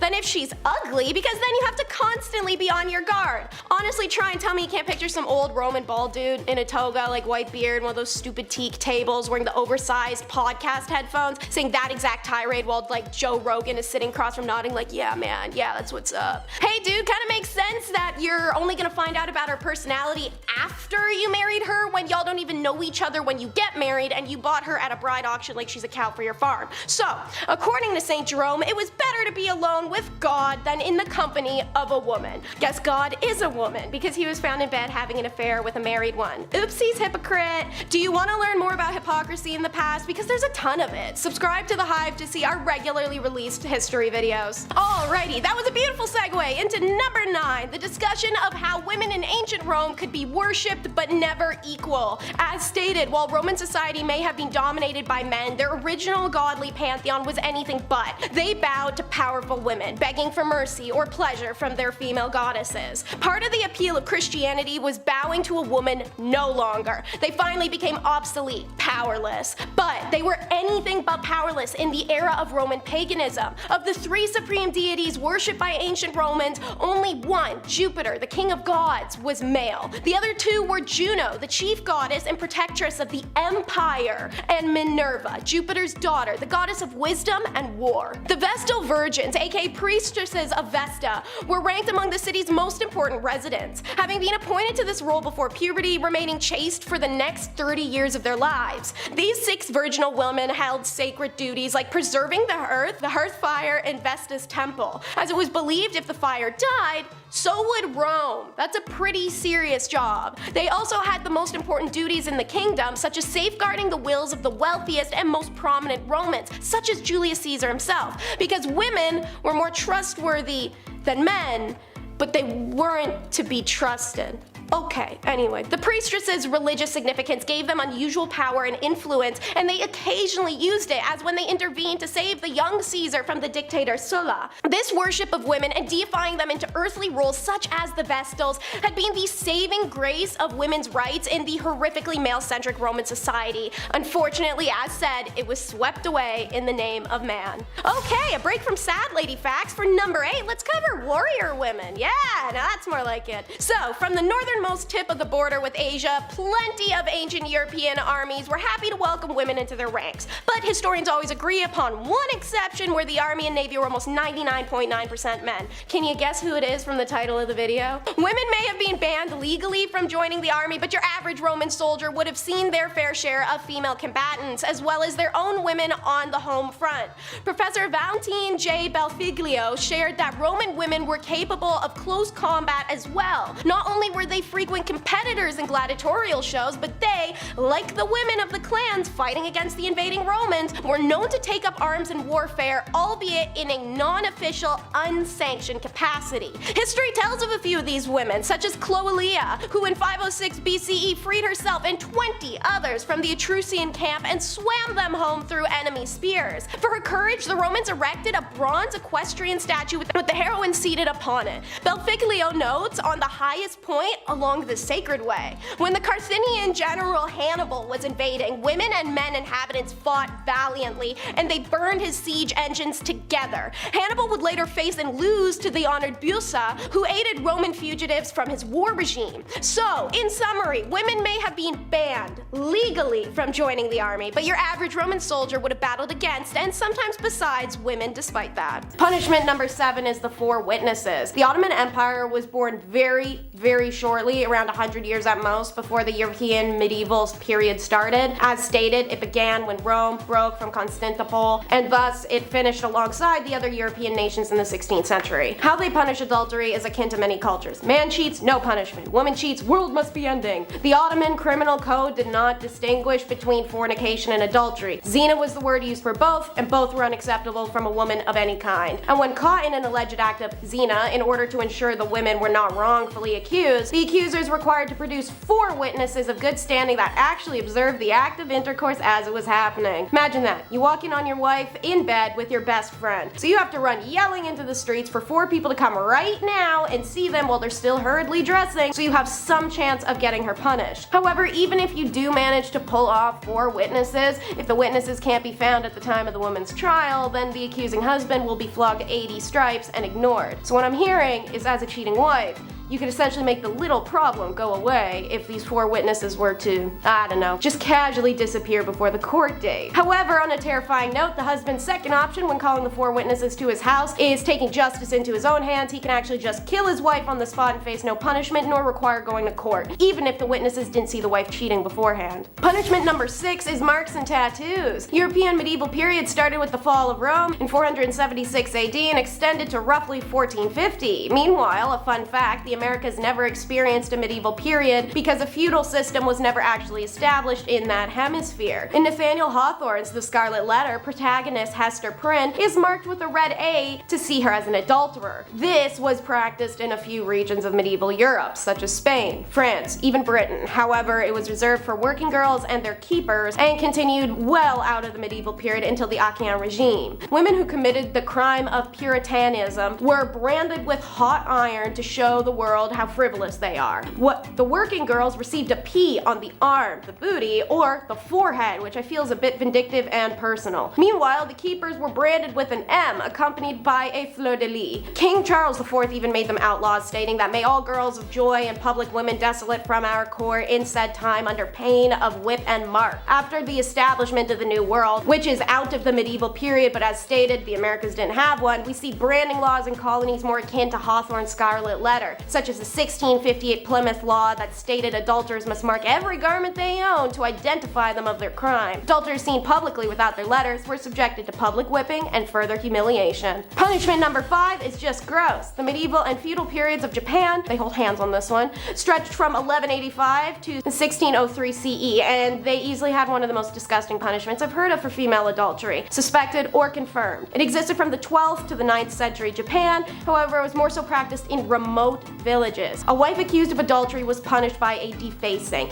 and this defacing was done by seed, exactly the type of seed you're thinking, so I'm going to be talking around the subject due to a graphic nature. If a husband suspected that his wife had been unfaithful, he and his friends would take her to a remote area where she'd be restrained, and the men would take turns standing above her and deface her. When the adultery isn't suspected but actually caught and confirmed, the adulteress would be led through the village naked before tied up in the center on her knees. Paper screens would be set up around her so that the men in the village who were urged to participate in this horrific act of public shaming may have privacy while they deface her. The screens only protected the men from indecency. The adulteress would remain exposed for the public to see what was happening to her. Punishment number 4 is working girl. Hard to follow up that last one with anything worse or more gross, but the medieval Japan had an eye for an eye judicial system that balanced crime and punishment. Japan had no gender bias, and crimes done by women were not punished lightly, the way counterparts in Europe or China would have. Equal punishments were imposed for the same crime no matter the gender. So it's a bit strange that arsonists would be burnt at the stake, thieves have their hands cut off, liars lost their tongues and ears, but women committed a petty crime and was sentenced to work time duration as a working girl, which arguably is not even close to payment in kind. Additionally, a woman could have her head shaved as punishment for her crime. In larger empires, this was often the punishment for adultery, which is far better off than the one in the villages. The husband would also be granted an automatic divorce from his now bald and weepy ex-wife. Since punishment was equal, a man got his head shaved too, had to repay dowry, and get publicly shamed, right?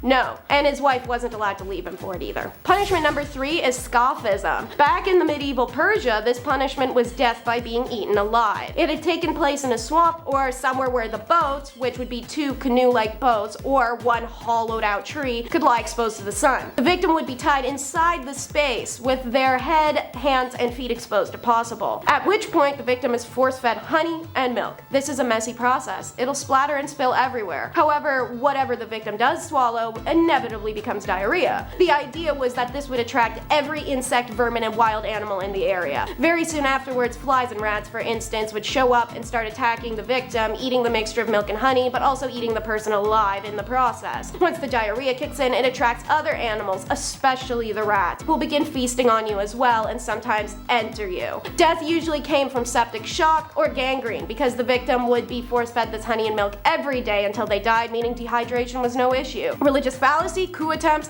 and adultery were all punished in this horrific manner, and many women suffered this end. Punishment number 2 is wooden horse. This device was used in Europe and Japan in the 14th to 18th centuries, making it predominant in medieval Europe. Initially, the horse was used on women accused of heresy and witchcraft. The Spanish particularly loved this crude device, and they invented it. Sometimes they even styled it to look like a horse. Its back was a triangular wedge women were forced to sit on as weights around their ankles dragged them and their rear and hoo-ha area down on the sharpened wedge. It was covered in part 1 of this video. In Japan, however, they added another particularly horrific element that was not meant to just cause some external tears and pelvic fractures the way the Europeans did, rather cause mass hemorrhaging and death. The concept is the same, wooden horse with a wedge that you'd be forced to straddle while your legs are pulled down. However, the Japanese added an appendage-like structure on the horse's back, which the woman was forced to sit on. The appendage was studded with iron nails and could be rotated via a hand crank from beneath. Naturally, this would cause almost immediate heavy bleeding and internal damage before the crank was even turned. Many would die miserably and quickly, whereas the ones who somehow survived often only did with paralysis. This form of punishment was served on basic offenses, such as adultery or unpleasing her husband. Punishment number 1 is the chest tax.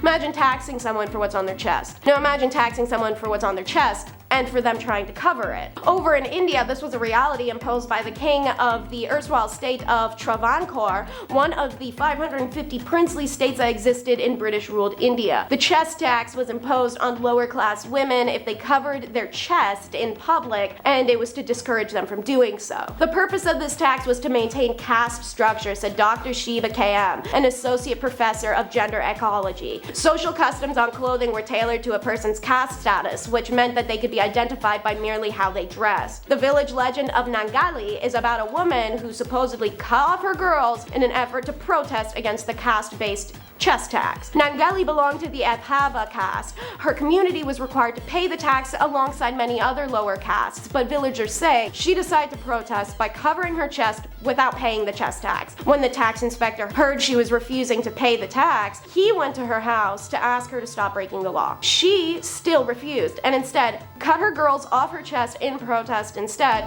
and presented them to the tax collector in a plantain leaf. According to the local villagers, Nangali died of excessive blood loss loss while her distraught husband took his life by jumping on her funeral pyre. Her act was selfless and a sacrifice that benefited all the women of Travancore and ultimately forced the king to roll back the chess tax. The chess tax caught wider attention in 2016 when BBC reported Divya Arya reported on a series of paintings by artist Morali T, a far distant relative on the legend of Nangeli. He was so moved by the story and the absence of any visual documentation, he decided to paint a likeness of the act she brought upon herself. I did not want it to depict it as a bloody event. Instead, my aim was to glorify her act as an inspiration to humanity, a representation of what would command respect. So, in at number 10, we have witch marking. I'm trying to avoid some things we've already covered in similar videos, so while we've discussed witches, let's talk about witch marks. So during the English and Scottish witch hunt days, there was a belief that witches always had a natural skin mark. This could be a mole or a scar or a pock mark or even a really bad zit. So when they came across a woman whom they thought were a witch, but she didn't have any of those markers, that was the end of it, right? She isn't a witch? Well, no, they gave her a skin mark instead, specifically by using a pricking needle which the witch hunters would carry. These needles repeatedly pricked the flesh of the accused until it produced the result that wouldn't bleed but was insensitive to pain, which fulfilled the criteria of a witch's mark. It's a subtle punishment for something that they were yet to be accused of, because by giving them the mark, they could now accuse them. These witch hunt days were a whole mess. Number 9 is marking your territory. Not in a cool, sexy, I got a tattoo way, more in a Scarlet Letter kind of way. As you'll learn in this video, a woman who cheated or even was single and just engaged in intercourse of her own free will could be classified as a sinful adulterer and cheater and be punished, usually a lot worse than a man. So when Nathaniel Hawthorne wrote The Scarlet Letter, he took inspiration from real life events. The letter, which for the character Hester Prynne was just a red A, was usually the letters AD, which stands for adultery, as outlined by the Plymouth Colony Law in 1658. Multiple accounts across Europe verify that someone who was being marked was to be seen out in public without it, could be subject to public whipping and other public humiliations that ensured a person's social alienation. Like in The Scarlet Letter, when Puritan minister Arthur refuses to admit his sinful side of the act with Hester, he's branded with an A in his chest. In a man's case, while this was of course painful, it was allowed to be hidden. He also didn't have to face the societal consequences the way any woman would have. For number 8, we travel to discuss status degradation. While it still persists today, not everyone knows what it means. So essentially, you do something wrong, oopsies, you lose some of your basic human rights. You could steal something, have relations out of wedlock, cheat on your partner, miss some work. Every empire that has used this tactic has had a variety of ways that you can mess up and receive this punishment. Naturally, in times where a woman was property and couldn't buy things, own things, or do things, or breathe without having a man side-eye her for it, this was a monumental punishment to receive. Under the Roman Empire Augustus, who reigned from 27 BCE to 14 CE, a woman guilty of adultery could lose several rights as a citizen and suffer a financial burden. Noblewomen in the Kingdom of Korea during the Chosun dynasty faced a similar degradation of their societal status if they were found guilty of remarrying as a widow. This intentionally made it hard for Korean women to remarry, as they would have nothing to offer a new husband, no inherited lands or funds, and a societal belief deemed her as used goods. Even the descendants of widows of the time who had remarried faced status degradation. They were barred from ever holding office. Adulteresses in the Chosun were stripped of many of their rights and privileges once they were demoted to low-born statuses. As serious as these punishments may seem, some high-status women who committed adultery in the Chosun dynasty faced an even graver punishment, which was death. So why take someone's status from them as a criminal punishment? Well, because aside from the fact as a woman you'd essentially be left jobless, homeless, and without any family, the name game! It's number 7 in the countdown. Women, like a lazy boy chair, an ice maker, or owning a cat, were possessions in ancient Rome. And so, like the college roommate who complained if you moved their toaster 2 inches to the left, they put their name on it. Not in a label maker fashion, more so in a recycle fashion. From the moment of their birth, women were viewed under male authority. Therefore, the name of a baby girl would be close to her father's. For example, Claudius may have a daughter named Claudia. Augustus becomes Augusta. Constantine, Constantina. Okay, so maybe the rule was just whatever the last letter was, swap it to an A. Ironically, this is why a lot of women's names end with an sound. Talk about making historical waves, seeing as our society still inherently perceives names with that ending as sounding feminine. As the empire grew older, women in the ancient Rome were granted more freedom, often by sheer number of children they bore. 3 children could allow a woman to become independent. Independence meant no more naming your kids after their dad, which isn't fair anyways because I'm sorry, but who carried this this kid for 12 months and then had to push it out. Thus, daughters started being named after goddesses, their mothers, their aunts, and plants. Anyways, number 6, once you were old enough for baby time, you were married off, and when that happened, you donned a stola. In my recent video, the top 10 messed up marriage traditions in ancient Rome, I explained the Roman marriage ceremony and also the garb worn.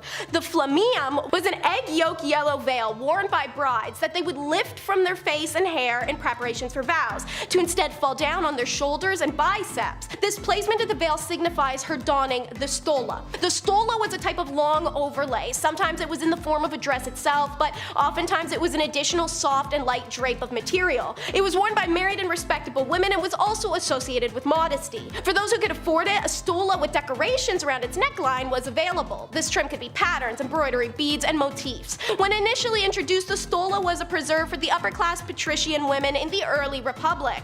But over time, the right and then the absolute expectation to wear it extended to the lower-class women. The pala, a rectangular shawl, was also worn over it as a cloak and draped over the left shoulder. Any women who were convicted of adultery or were working girls or actresses were forbidden to wear a stola in public. Part of what dictated the stola, however, was number 5, the stupid Oppian Law. So, in 215 BC, the Roman men who were overtaxed passed the Oppian Law, named after Gaius Oppius, the tribune of the plebeians who instituted it. And it was passed 1 year after Rome's catastrophic defeat at the hands of the Carthaginian general Hannibal. To summarize it in the laziest terms, Oppian Law was initiated by a group of poor people seeking revenge against the wrong source. Instead of trying to coup their government for the taxation, they lashed out at women and their already minimal freedoms. This new Oppian Law limited Roman women's allowance to ½ an ounce of gold and prohibited them from wearing dresses, multicolored garments, or anything with purple borders, as purple dye was very expensive. It also prohibited women from riding in a carriage except on a long journey, pregnant or otherwise. 20 years after it's imposed, Marcus Fundanius and Lucius Valerius, the tribunes of the people, brought a motion to repeal the Oppian Law. Noblemen came forward hoping to persuade or dissuade them. A crowd of both supporters and opponents filled the Capitoline Hill. The matrons and maids of Rome, whom neither council, shame, husband, and father's orders could keep them at home, proceeded to blockade every street in the city and every entrance to the forum. As the men opposing came down to the forum, the women tried to reason with them to let them too have back the luxuries they'd enjoyed before. The Republic was thriving, and that everyone's private wealth has increased with every day. When the speeches for and against the law had been made, even more women poured into the public the next day when the vote was to be cast. Together, they besieged the door of the Brutuses, who were vetoing the decision to repeal the law, and they didn't stop until the tribunes changed their minds. The women of Rome, as a collective, forced the men to repeal their biased law. Number 4 is a bit of a strange one. It's what's best. Wealthy Roman women didn't believe in breastfeeding their own children. Instead, they handed them over to a wet nurse, usually a prisoner or a hired free woman who was contracted to provide this service. Soranus, the influential author of a 2nd century work on gynecology, prescribed that a wet nurse's milk might be preferable in the days after birth, on the grounds that the mother could become too exhausted to feed. He did not approve of feeding on demand and recommended that solids such as bread soaked in grape juice should be introduced at 6 months. Soranus also pointed to the possible benefits of employing Greek wet nurses, who could pass on the gift of her mother's tongue to her charge. Did he think that she would be able to give language through breast milk? You know what? Never mind. This flew in the face of advice from most Roman physicians and philosophers who always suggested that mother's milk was the best for both the child and the mother's health and moral character, on the grounds that wet nurses may pass on, not kidding, their crappy flaws or personality to the baby. These same men also usually pitched that women who did not feed their own child were lazy, vain, and unnatural, and only cared about possible damages to their figures.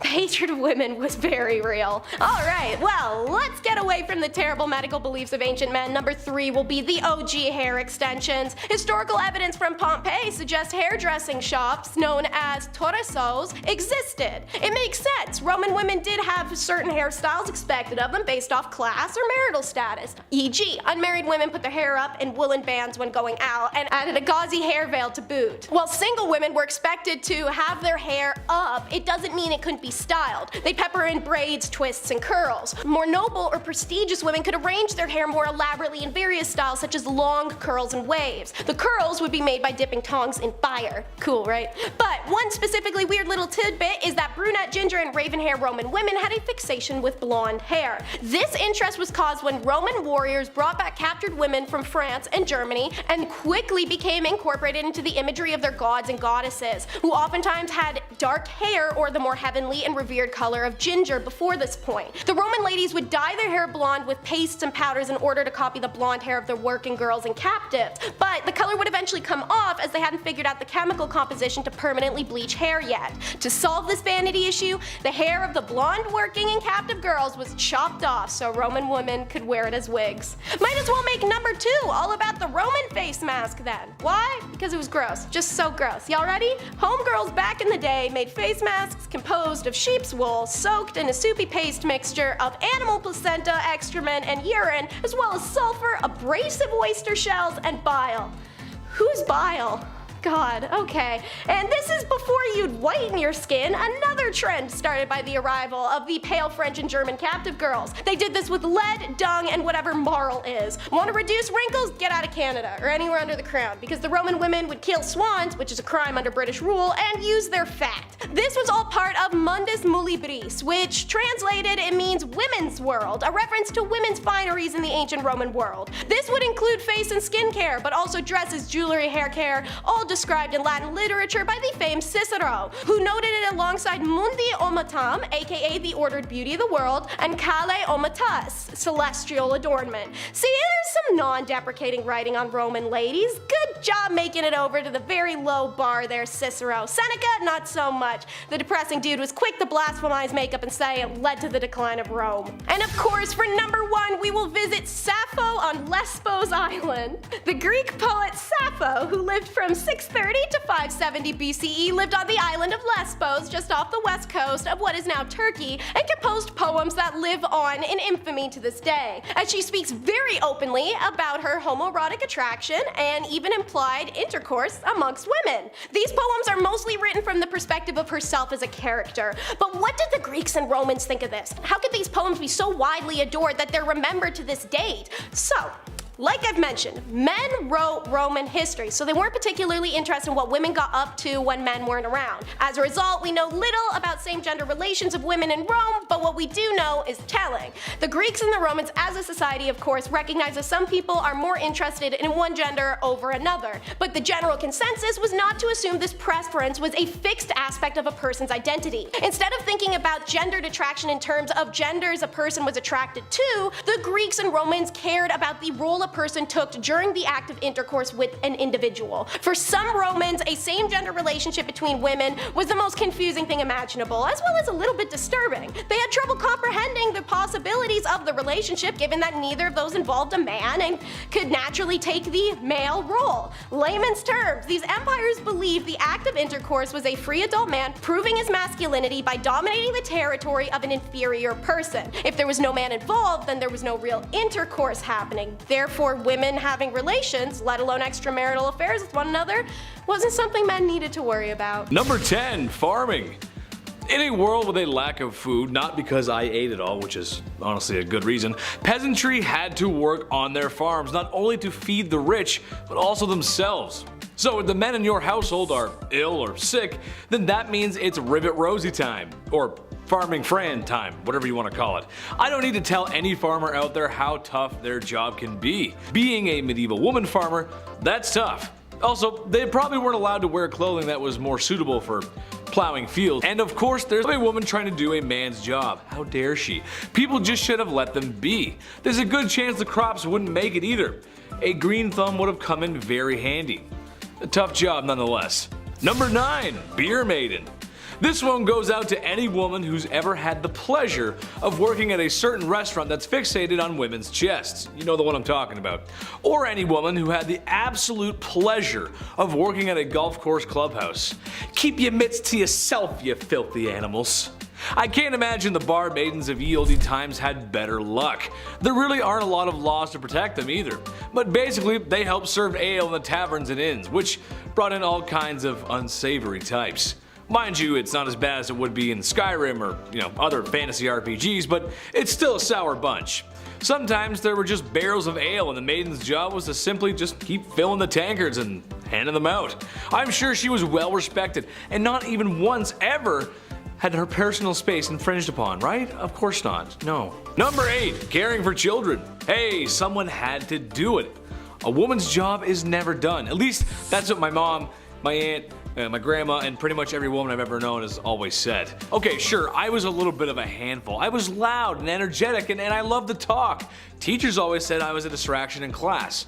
Alright, maybe I was, and maybe I still am. Okay, I am. But at least the women caring for me had the modern amenities of the 21st century. A fridge full of fresh food, washing machines, cars, and a solid structure with 4 walls. So you can imagine if you had to deal with a kid like me back in ye olde times, just with none of the nice stuff that makes life today a lot of fun. Ye olde Chetty running amok. Oh mother! It's because of a cheater's fama. Number 7. While fama is a Latin term for reputation and good name, every country had its own version of this fama. And if you cheated, or were even just accused of cheating in 13th century France, which by the way happened a lot because husbands just wanted to get rid of their wives, the woman was always the center of the punishment, even if that was the man who had been cheating. This is because the status is all a woman ever had for a very long time, and the name of her family's reputation laid on her shoulders. Thus, all that pressure to be religious, virtuous, and most importantly, a submissive woman. The customary laws of Agen province list public humiliation for both the wife and her lover as the appropriate punishment for adultery. If the man could escape before or even after arrest, he could get off without any punishment, and his partner had to face her punishment alone. The woman got no such reprieve, even if she was just the mistress he cheated on his own wife with. In fact, if she tried to escape arrest, it warranted a death sentence. Women whose fama suffered through public shaming walk of atonement were no longer deemed honorable members of society, and seeing as standing of individuals before law at the time was often based on their reputations, what others thought of them, and how they behaved in public, she'd be left, as I said, homeless, familyless, and dejected. For my Game of Thrones people, think Cersei. Number 6 is no protection. Get your mind out of the gutter. That's not what I'm talking about. I mean, there's no protection from capital punishment. While civil laws were easier to work around by just getting married alone, you can borrow money or property, you can buy things that you couldn't before and sign contracts, the criminal law didn't bend to a married woman, as she faced the same penalties as an unmarried one. Now, there are technically one exception: pregnancy, but only because it could potentially be a boy, which is insane. Additionally, all women were exempt from certain torts, such as the breaking wheel. But man, when a woman got capital punishment, it was the one and only form, and it was the most brutal and painful one: burning at the stake. By the way, they claimed this was the only and the necessary option of execution for a woman, as it's a preservation of female modesty. Apparently, other forms of execution were unbecoming of a woman. Although there may be some truth to this wild justification, modern historians have rounded it down to just misogyny, as well as a deep-rooted suspicion and dislike of women as the root of this execution decision. Essentially, when given the opportunity to punish a woman, men went ham for it and wanted to see her suffer as much as possible. So women experienced the worst executions of the Dark Ages. Number 5 is why women want to stay in religious favor. In medieval Europe, a device was literally invented for women who defied their religious beliefs. Pyramid-shaped and made of wood, the woman who dared to defy her god should fear this. See, they would bind the woman's hands and ankles and then sit one of her 2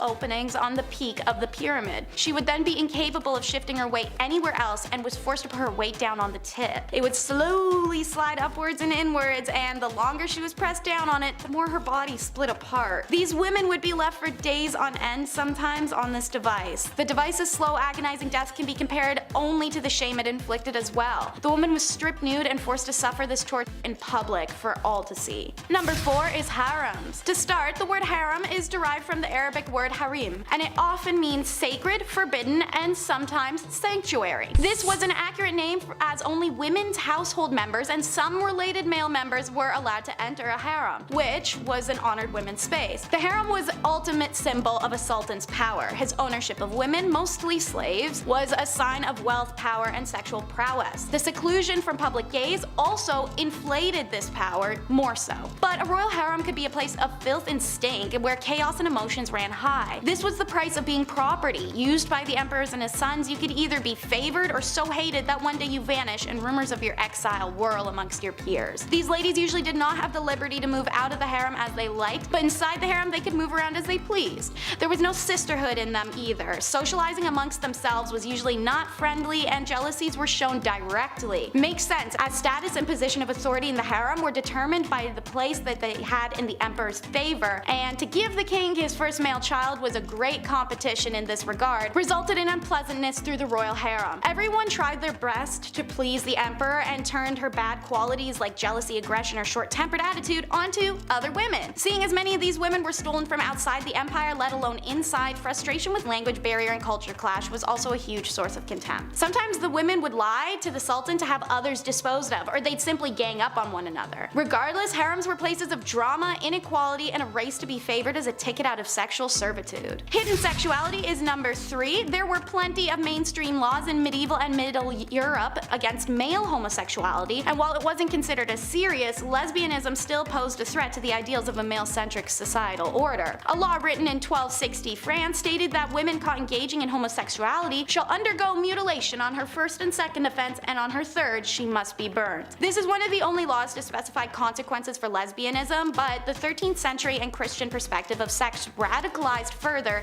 into modesty. Lesbianism was equated to sodomy at that time point and therefore carried a similar sentence: death. There is sufficient evidence of lesbians in Middle Ages, most of which come from the church. Turns out many nuns were sexually active lesbians, and the church directly acknowledges their presence by having to pass laws establishing penalties for nuns caught having sexual relations with each other. So not only were they having sexual relations with each other, but it was enough that the church had to do something about it. For example, during the 8th century, Pope Gregory III gave penances of 160 days for unnatural female acts. Still, no torture or death though. This is because as long as phallus or other phallus-shaped objects weren't used or involved, the relationship wasn't considered real intercourse. Real intercourse involved procreation after all. So eventually, when Christianity upped the ante, however, any sexual act that caused pleasure, which now included lesbian intercourse or plain old self-stimulation, was now considered sin. So like most women of the Middle Ages, even bisexual and lesbian women had to settle down for a man at that point. Anyone who struggled with sexuality can imagine how dreadful it would be to live that way. Divorce was a nightmare, which is why it's number 2 in our countdown. Laws worldwide were unforgiving of divorces,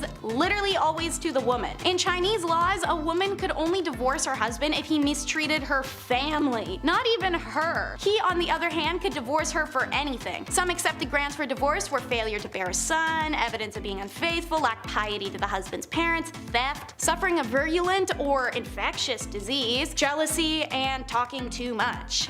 Pretty superficial list, but in Chinese society, divorce was a serious action with social repercussions for both parties, so consequently divorces were not as common as they may sound. She could not be divorced if she had no family to return to, or if she had gone through the 3-year mourning period for her husband's dead parents. And speaking of family, during the Han Dynasty, unmarried women brought a special tax on their family, and women with babies were given a 3-year exemption from the tax, and their husbands a 1 year. So there was a huge push to get married. Meanwhile, in medieval England, their similarities are stark. They too had a small number of divorces despite an expansive list of reasons to do so, such as there was a discovered blood relation between the individuals, or impotence, or fear used to obtain consent, marriages entered into under false pretenses, things like that. In many of these cases, the lack of sufficient evidence made them difficult to prove and thus deterred people from taking their cases to court. And number 1 is the tradition of foot binding. It existed for around 10 centuries, and there are women alive today who still have feet that are the result of feet binding. Foot binding involves systematically breaking the feet and shaping them inwards. This tradition started in the 5 Dynasties 10 states period of the 10th century, when beloved concubine of the emperor built a gilded lotus flower stage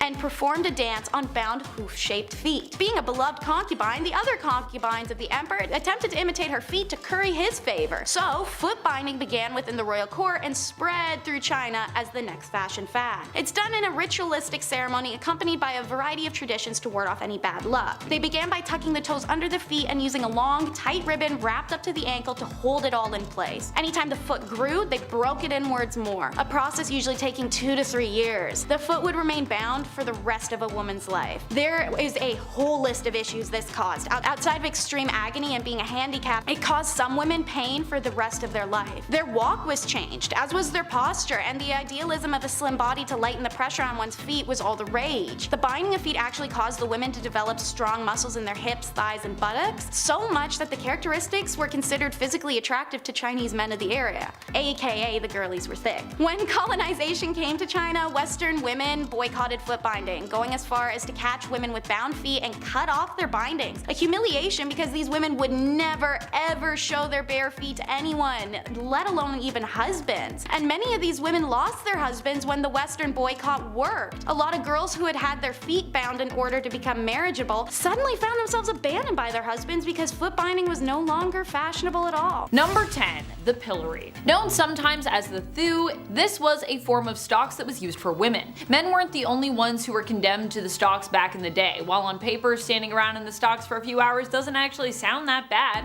like a bit humiliating and a bit exhausting because you gotta keep your arms up here, but you know, that's about it. In reality, it could actually be very dangerous depending on the crowd's temperaments and the accused's reputation amongst the common folk that had gathered. In some cases, people were badly injured, maimed, blinded, and some actually died as a result of being tormented by those who gathered while they were in the stocks, after suffering great injuries. The unfortunate thing was that you often wouldn't be able to defend yourself because your hands are like restrained. You couldn't move your head, and often your hands are just completely restricted depending on the type of stocks that you're being held in. At least with the thew version, your hands were not restricted because you were like kind of in a collar on a chain, but women also were put in the pillory too, where your hands are restricted, preventing you from defending yourself at all from assailants unless you were being defended by, like, I don't know, guards perhaps.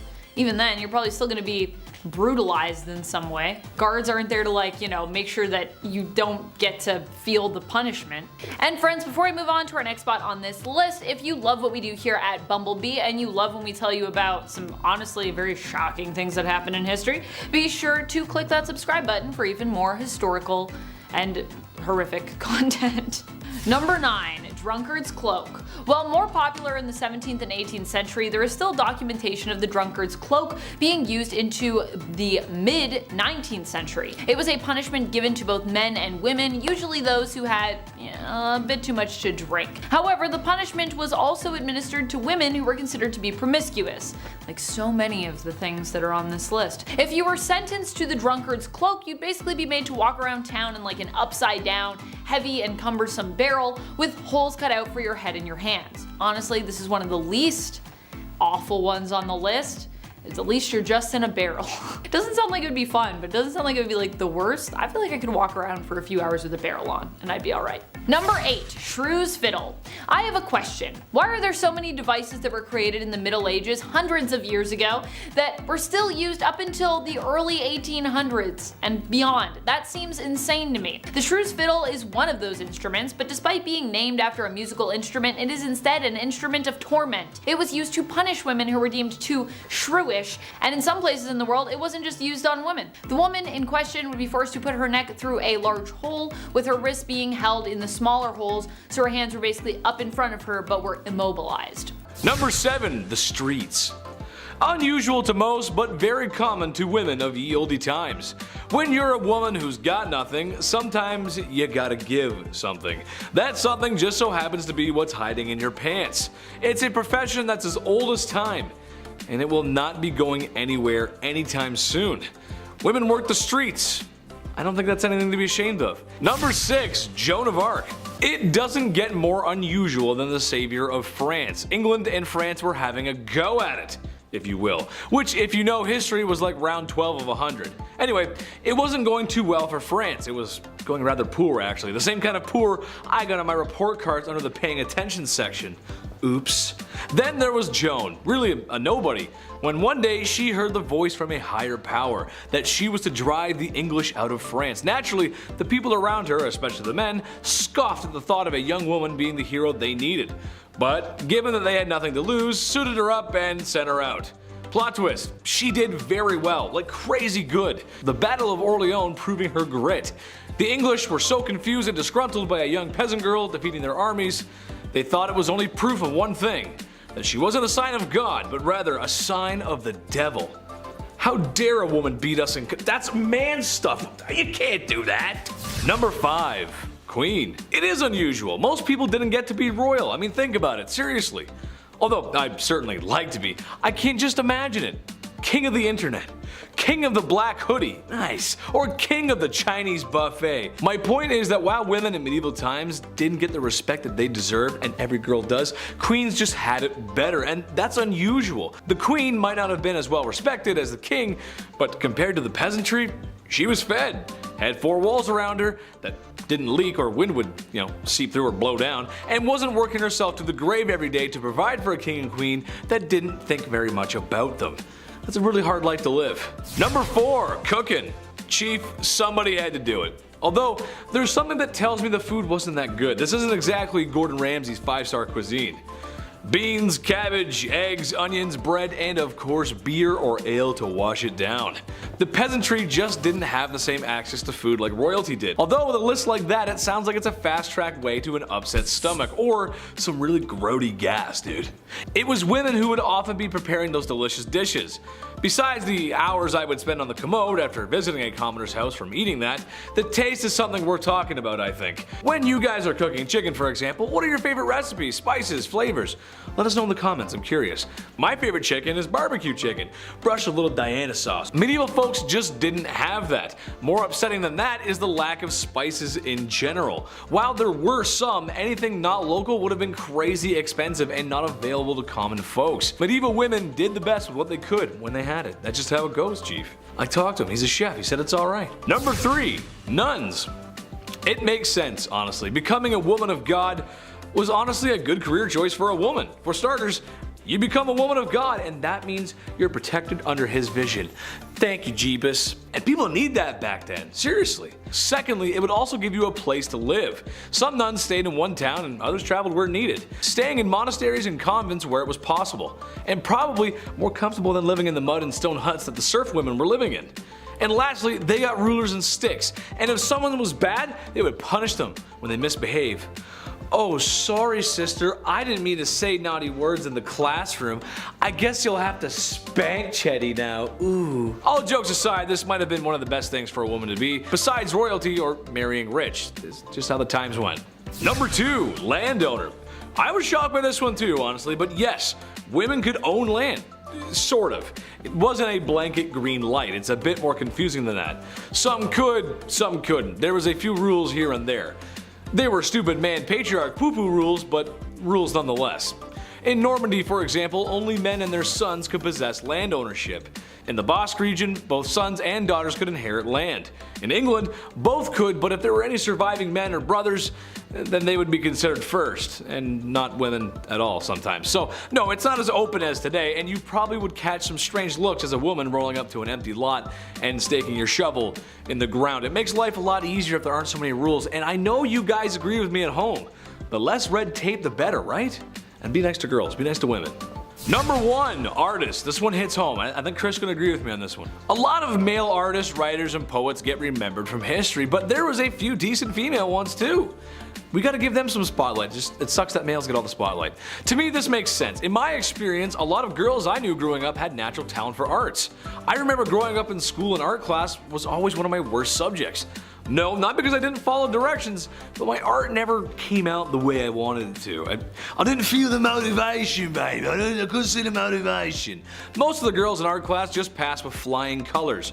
No pun intended. And for writing, well, besides my dyslexia, if you looked at a paper I wrote in the 6th grade versus a girl from my classroom in the 6th grade, what's the difference? Well, you can actually read hers. Mine are terrible. All grade school antics aside, notable artists and writers include Clara Gouda, that's a cool name, and Hildegard of Bingen. Names you might not know but for sure are worth a Google search. Number 10. Thieves or stalks. Gossiping now is always seen as a bothersome and terrible construct where rumors are spread and information is sent from one end to the room to the other, when in actuality the original history of gossiping was used as a survival tool since time. However, due to the trickling events that would occur in the 12th century to the 21st century, gossip has been accompanied by the dangerous stigmatization of women. And with that in mind, they would be accompanied with a crime of humiliation for gossiping by being locked up by the neck and left outside at the mercy of the mocking crowd. The thew was a type of pillory similar to stocks specifically for women, and the woman would be chained to a post by her neck as a punishment for her crime. Unlike men, her hands weren't tied up, and common crimes include annoying your neighbors by talking too much or consummating outside of marriage. As for example, one woman named Anne Morrow in 1777, she was accused of impersonating a man and marrying another woman. She was put in the pillory and an angry crowd stoned her in resulting of her being blind. Number 9. Iron cages. They really didn't like it when women gossiped, or in most cases talked back in the day, especially when she would speak up or just discuss things. But words can only help you unless you speak them, and it's disappointing when people fail to understand that. Women who nagged would have metal spikes forced into their mouths, and the scold bridle was an iron cage for a woman's face, used to punish scolds, women who nagged, gossiped, talked back, or just talked too much. The bridle would be locked onto your head, and the protruding piece of metal covered in spikes would be forced inside your mouth, and every time you moved your tongue, the spikes would lacerate it. Sometimes the bridal woman would be chained to a hook by the fireplace in her home until she had learned her lesson, or she might be led through town wearing the mask to increase her humiliation. Number 8. Duck the scold.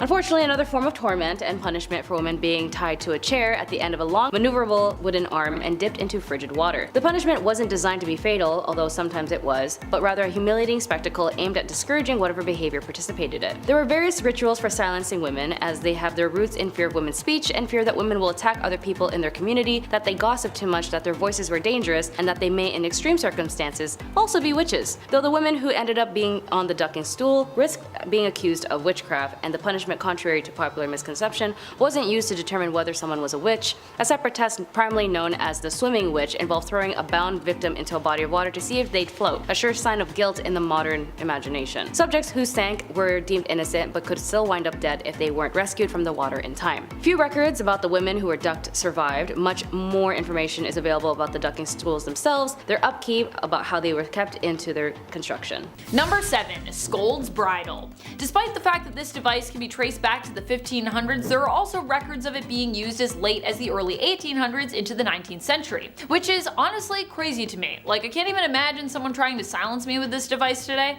Goodness, horrific and humiliating. The scold's bridle was used to silence women who were being too loud, either speaking their mind too much, being caught gossiping, or just literally, being too loud. Pretty wild when you think the same society that decided this was a good punishment is also kind of the same society that encouraged women to gossip by pitting them against one another and also, silencing them, so that probably many women felt the only way they might be able to safely speak their minds about something was to, whisper behind someone's back for fear of them hearing and what would happen then. But then, of course, if you do get heard, this is what you get, because people are like, we don't want you to whisper, we just want you to shut up. Seems like a weird cycle though to me. It's like we created the problem and then we just basically punished people for the problem we created. This scold's bridle was a mask that women were forced to wear. Oftentimes it was made to look demonic or ugly in terms of the features on the mask, and it had a painful restricting metal gag inside that would literally hold down the wearer's tongue so they couldn't physically speak. Which sounds terrible. Also, then if you try to speak, it could hurt your tongue. Not good. Number 6, left to cook. Well, sitting by the fireplace is usually seen as being a pleasant way to pass the time, relaxing and soothing. In fact, I was just listening to some fireplace sounds while I was writing today. It becomes a lot less nice and tranquil if you are literally chained to the spot. While the scold's bridle is admittedly awful, it could actually get worse for women confined by the mask. In addition to that punishment, sometimes they would also be chained to the fireplace, probably by their parents or guardian or their husband, whoever basically would have owned them at that time, until such a time as it was deemed they had learned their lesson. I like to sit by the fireplace, but I like to do it by choice. Number 5, walk of shame. Remember in Game of Thrones when Cersei Lannister was made to do the walk of shame?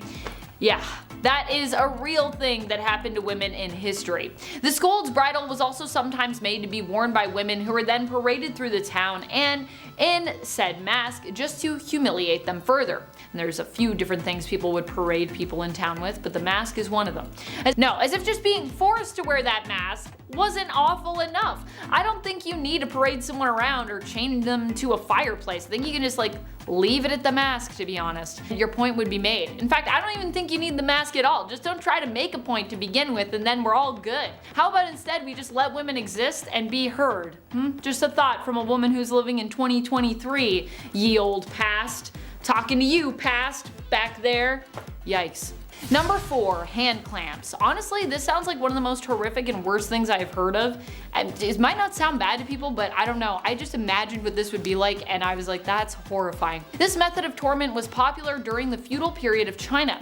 It was used all the way up till the 19th century. What did it involve? Forcing women to put their hands into a tool that would then squeeze the tip of their finger. Doesn't sound that bad when you're thinking of it on the surface level, and in terms of the surface area of your finger.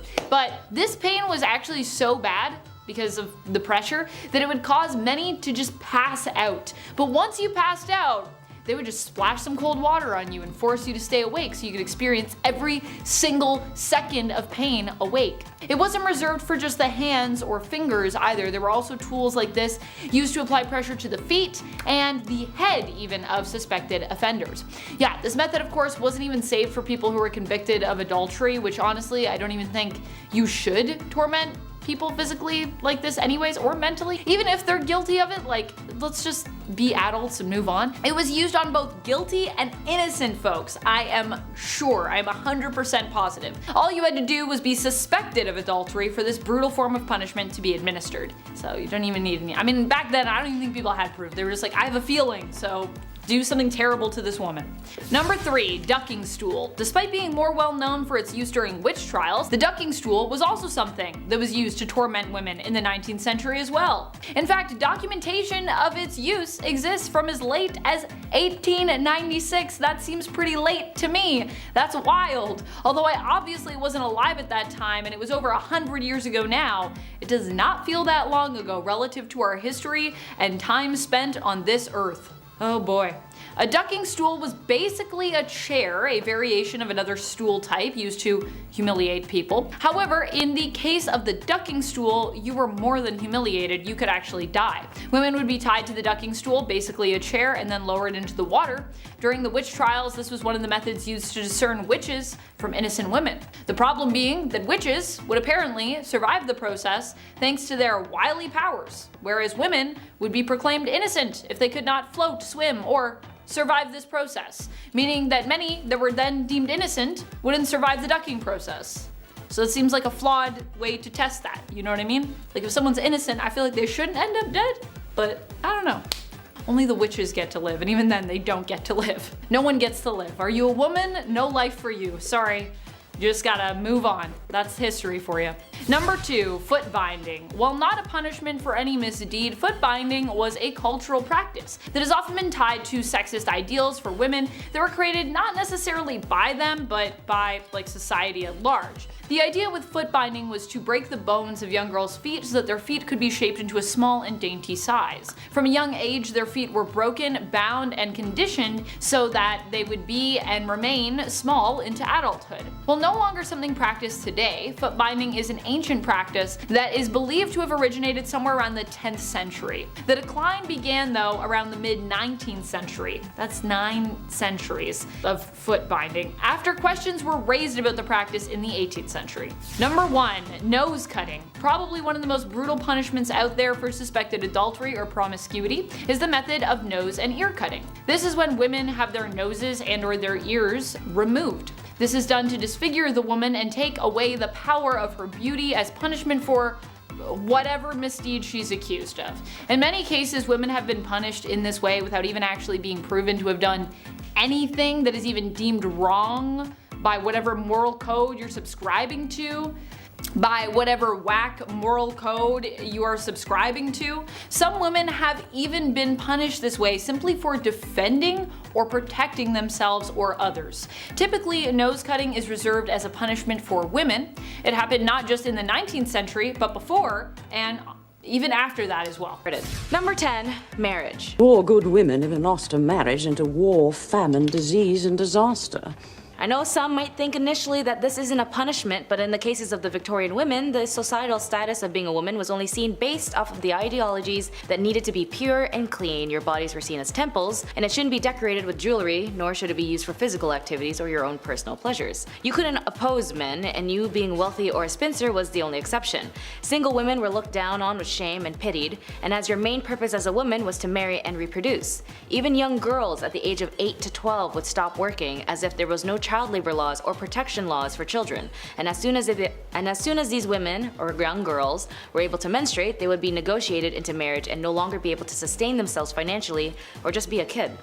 And being a poor married woman wasn't an option, as you had no individual rights under law. Married women were only seen as one with their husband, and the husband would be the manager and entitled to all of your properties, as it was seen more as a business, and you were being micromanaged constantly until death do you part. Number 9. No rights. As I mentioned with marriage, women didn't have any rights, as they were seen primarily as second-class citizens, and if you were a woman of color, my goodness, you were definitely seen less than human. Women who had to be married ended up losing everything they owned, inherited, or earned, and it would belong to their husband. Once a woman married, control of any property she owned as well as any income she received from it passed her husband. Although he could not dispose of it without her consent, her property, her personal property such as money or earnings or investments, and personal belongings such as jewelry passed absolutely into his control. She could not part with them without his consent, and if you were in a loveless marriage or a harmful one, you couldn't divorce your husband.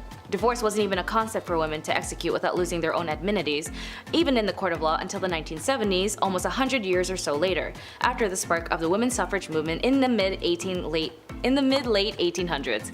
So men had the right to divorce his wife under the grounds of adultery, but women had to prove her husband was unfaithful, combined with other allegations including cruelty, bigamy, incest, and so on. Luckily, in the 1857 Act, divorce did become a bit easier little by little, but again only under the impression that the woman had legal grounds and proof her husband was unfaithful, with evidentiary support to back up her claims. And even then, she could finally earn some of her possessions. As for the husbands, if he wanted to divorce his wife, he didn't have to do anything, he could just say it and it would be fine. Number 8. No education. To me, education is extremely important, as it was something I learned growing up in my family, that education liberates you to understand yourself, those around you, and the world better. And for women in this era, they were received less education than men. They were banned from universities and could only obtain low-income paying jobs, as she was not allowed to follow a profession, as they were all closed to women. And the irony of them having Queen Victoria as the reigning accolade of this era, a woman and women of these times couldn't get an education to liberate herself or her children from defamation if the husband no longer sees her as a useful asset. So for women, especially those who could afford it, was raised in a privileged household with financial backings and exceptional family background, her education was only seen as accomplishments. Like, oh darling, she's a very accomplished woman, is something you might hear in these type of movies that depict the era, which only indicates that she had artistic talents like singing, dancing, and knowing foreign languages, and anything to help earn them a husband and be a benefit in the house. Even doctors at this time believed that if a woman studied too much education, she would stunt her ability to reproduce. Wild as hell. And when university allowed women to attend their lecture halls, their families would actually forbid them from going, worried that it would prevent them from finding a husband. Number 7. Marking and tattooing. Although in some cultures tattooing isn't seen as a bad thing, but part of their heritage and even a source of pride. But in some cases they would use it as a means of marking an individual for their shame. Nathaniel Hawthorne, The Scarlet Letter, famously marks its protagonist Hester Prynne with a red letter A for adultery for accusations about her behavior circulated. Hawthorne's book is more than fiction, as adulterers were really forced to mark their clothing to identify their crimes. Like Hester Prynne, A or the letters AD as outlined by a Plymouth colony law from 1658, adulterers seen publicly without their letters were subject to public whipping and even further humiliation and social alienation. But keep in mind, Hawthorne was the descendant of the Judge Hathorne, who persecuted the lives of women who were accused of being witches, and he had such a disdain for his relative that he had changed his last name to distance himself from the relation of Hathorne from Hawthorne with a W. Number 6. Walk of Shame. Like in Game of Thrones, a pretty well-known show, I don't know if you guys heard of it, I'm rewatching it again up to a certain specific season. But there was that scene where Cersei was condemned for her crimes and had that lady yell shame as she rung a bell while Cersei was left parading the streets stripped naked. This is actually based as a form of torment for women, and the Walk of Shame, also known as skimmington or rough music, was a traditional punishment for harlotry or being an overbearing wife. Women were made to walk barefoot through the town or city, sometimes dressed only in their petticoat. The street was filthy and sharp with rough stones, jeering crowds lined up to stare, and minstrels banging basins and pans would accompany the procession, adding to the woman's humiliation. Sometimes the skimming tins were delivered by the townsfolk rather than the courts, and the accused might be dragged from their bed at night and paraded through the town with the crowd shouting obscene words at her. Unless she was quiet, subdued woman who followed every little thing she was supposed to do, she would be looked down on. Number 5. Status degradation. Status degradation still persists today, and it's been used as a formal punishment throughout history. Under the Roman Emperor Augustus, who reigned from 27 BCE to 14 CE, a woman guilty of adultery could lose several rights as a citizen and suffer a financial burden. Noble women in the Kingdom of Korea during the Chosun dynasty faced a similar degradation of their social status if they were found guilty of adultery or if they just remarried. Adulteresses were stripped of many of their rights and privileges once they were demoted to low-born statuses, and the descendants of widows who remarried were barred from holding office. As serious as these punishments may seem, some high-status women who committed adultery in the Chosun dynasty faced even graver punishment, which is death. Number 4. Pricking and scratching. Another form of torment women had to endure as a type of punishment relates back towards one of the biggest torments women had to face during the witch trials. Witch hunting books and instruction pamphlets, yes, they had an IKEA manual on how to prick a witch, it noted that marks were insensitive to pain and they couldn't bleed. So they would make these specifically designed needles to repeatedly stab and prick at the accused's flesh until they discovered a spot that produced their desired results. So basically they would just keep poking you with needles until there was an area on you that just didn't bleed. They even had a job position for this called professional prickers, which many of them would be con men using dulled needles points to identify fake witch marks. Alongside the pricking was the scratching, where they would scratch the supposed victim. So if a victim scratches the accused witch with their fingernails and drew blood and their symptoms of being possessed stopped, then somehow that person that they scratched was a witch. Number 3. Tar and feathering. When I first heard about tar and feathering, it was in a cartoon where the characters would use tar and then feather the characters they wanted to make a fool out of. Tar and feathering originated as a punishment that dates back to Richard I of England. The practice of tarring and feathering was exported to the Americas, gaining popularity in the mid-18th century. Throughout the 1760s, it saw increased usages as a means of protesting the Townshend Revenue Act and those who sought to enforce it. For women, they'd also tar and feather as a form of embarrassment. In a news article in 1906, consisting of 4 young married women from the East Sandy, Pennsylvania, corrected the alleged evil conduct of their neighbor, Mrs. Hattie Lowry. 2 women held Mrs. Lowry to the floor while the others 2 smeared her face with stove polish until it was completely covered, and then poured thick molasses on her head and emptied the contents of a feather pillow over molasses. The women then marched the victim to a railroad camp tied by the wrist, where 200 workmen stopped to watch the spectacle. After parading Mrs. Lowry through the camp, the women tied her to a large box where she remained until a man released her. They did this because they wanted to be part of a vigilant committee which exercises the right to take up the law in their own hands. Reason why they did that to her, though, is still unknown. Justice for Mrs. Lowry. Number 2. Amputation. Although it may not seem to be as creative as the other instruments of torture on this list, amputation packed a painful and permanent punch. The body of an ancient Chinese woman from about 3,000 years ago have been found with an amputated feet but in otherwise good health, and all signs point to an ancient Chinese punishment called yue, which was used for over 500 different offenses, including cheating and stealing. In ancient Egypt and the Byzantine Empire, a different type of amputation was common: nose amputation, called rhinotomy, which was a punishment for adulterous women, though it was also used as a punishment for various crimes in medieval and ancient times elsewhere. However, the adulterous man might escape with a less severe punishment like a fine or a beating. Number 1. Burnt to death. Although it is noted that the most famous form of torment and method of getting rid of a witch was to burn her or burn them by the stake, but this was more common in Europe during the very early 1300s to the end of the 17th century. In England and most of their colonies, the witch trials would go on like every other crime, and when someone was convicted of witchcraft, typically they would be hanged. But with the burning alive, that was more specifically used in Europe, especially in Scotland. Women accused of witchcraft and communing with the devil would be burnt, but it was also a common punishment for treason or heresy. A woman might have her limbs covered in tar, as well as being made to wear a tar-soaked dress and bonnet, and she would then be tied up by the neck on a barrel and the fire would be lit. She would be simultaneously burnt and hung in a blazing inferno, or they wouldn't bother to hang her, instead placing a bundle of twigs around her feet so she would be consumed in a sheet of fire and burnt alive. Notably, another famous person who was also in this unfortunate spectacle was Joan of Arc.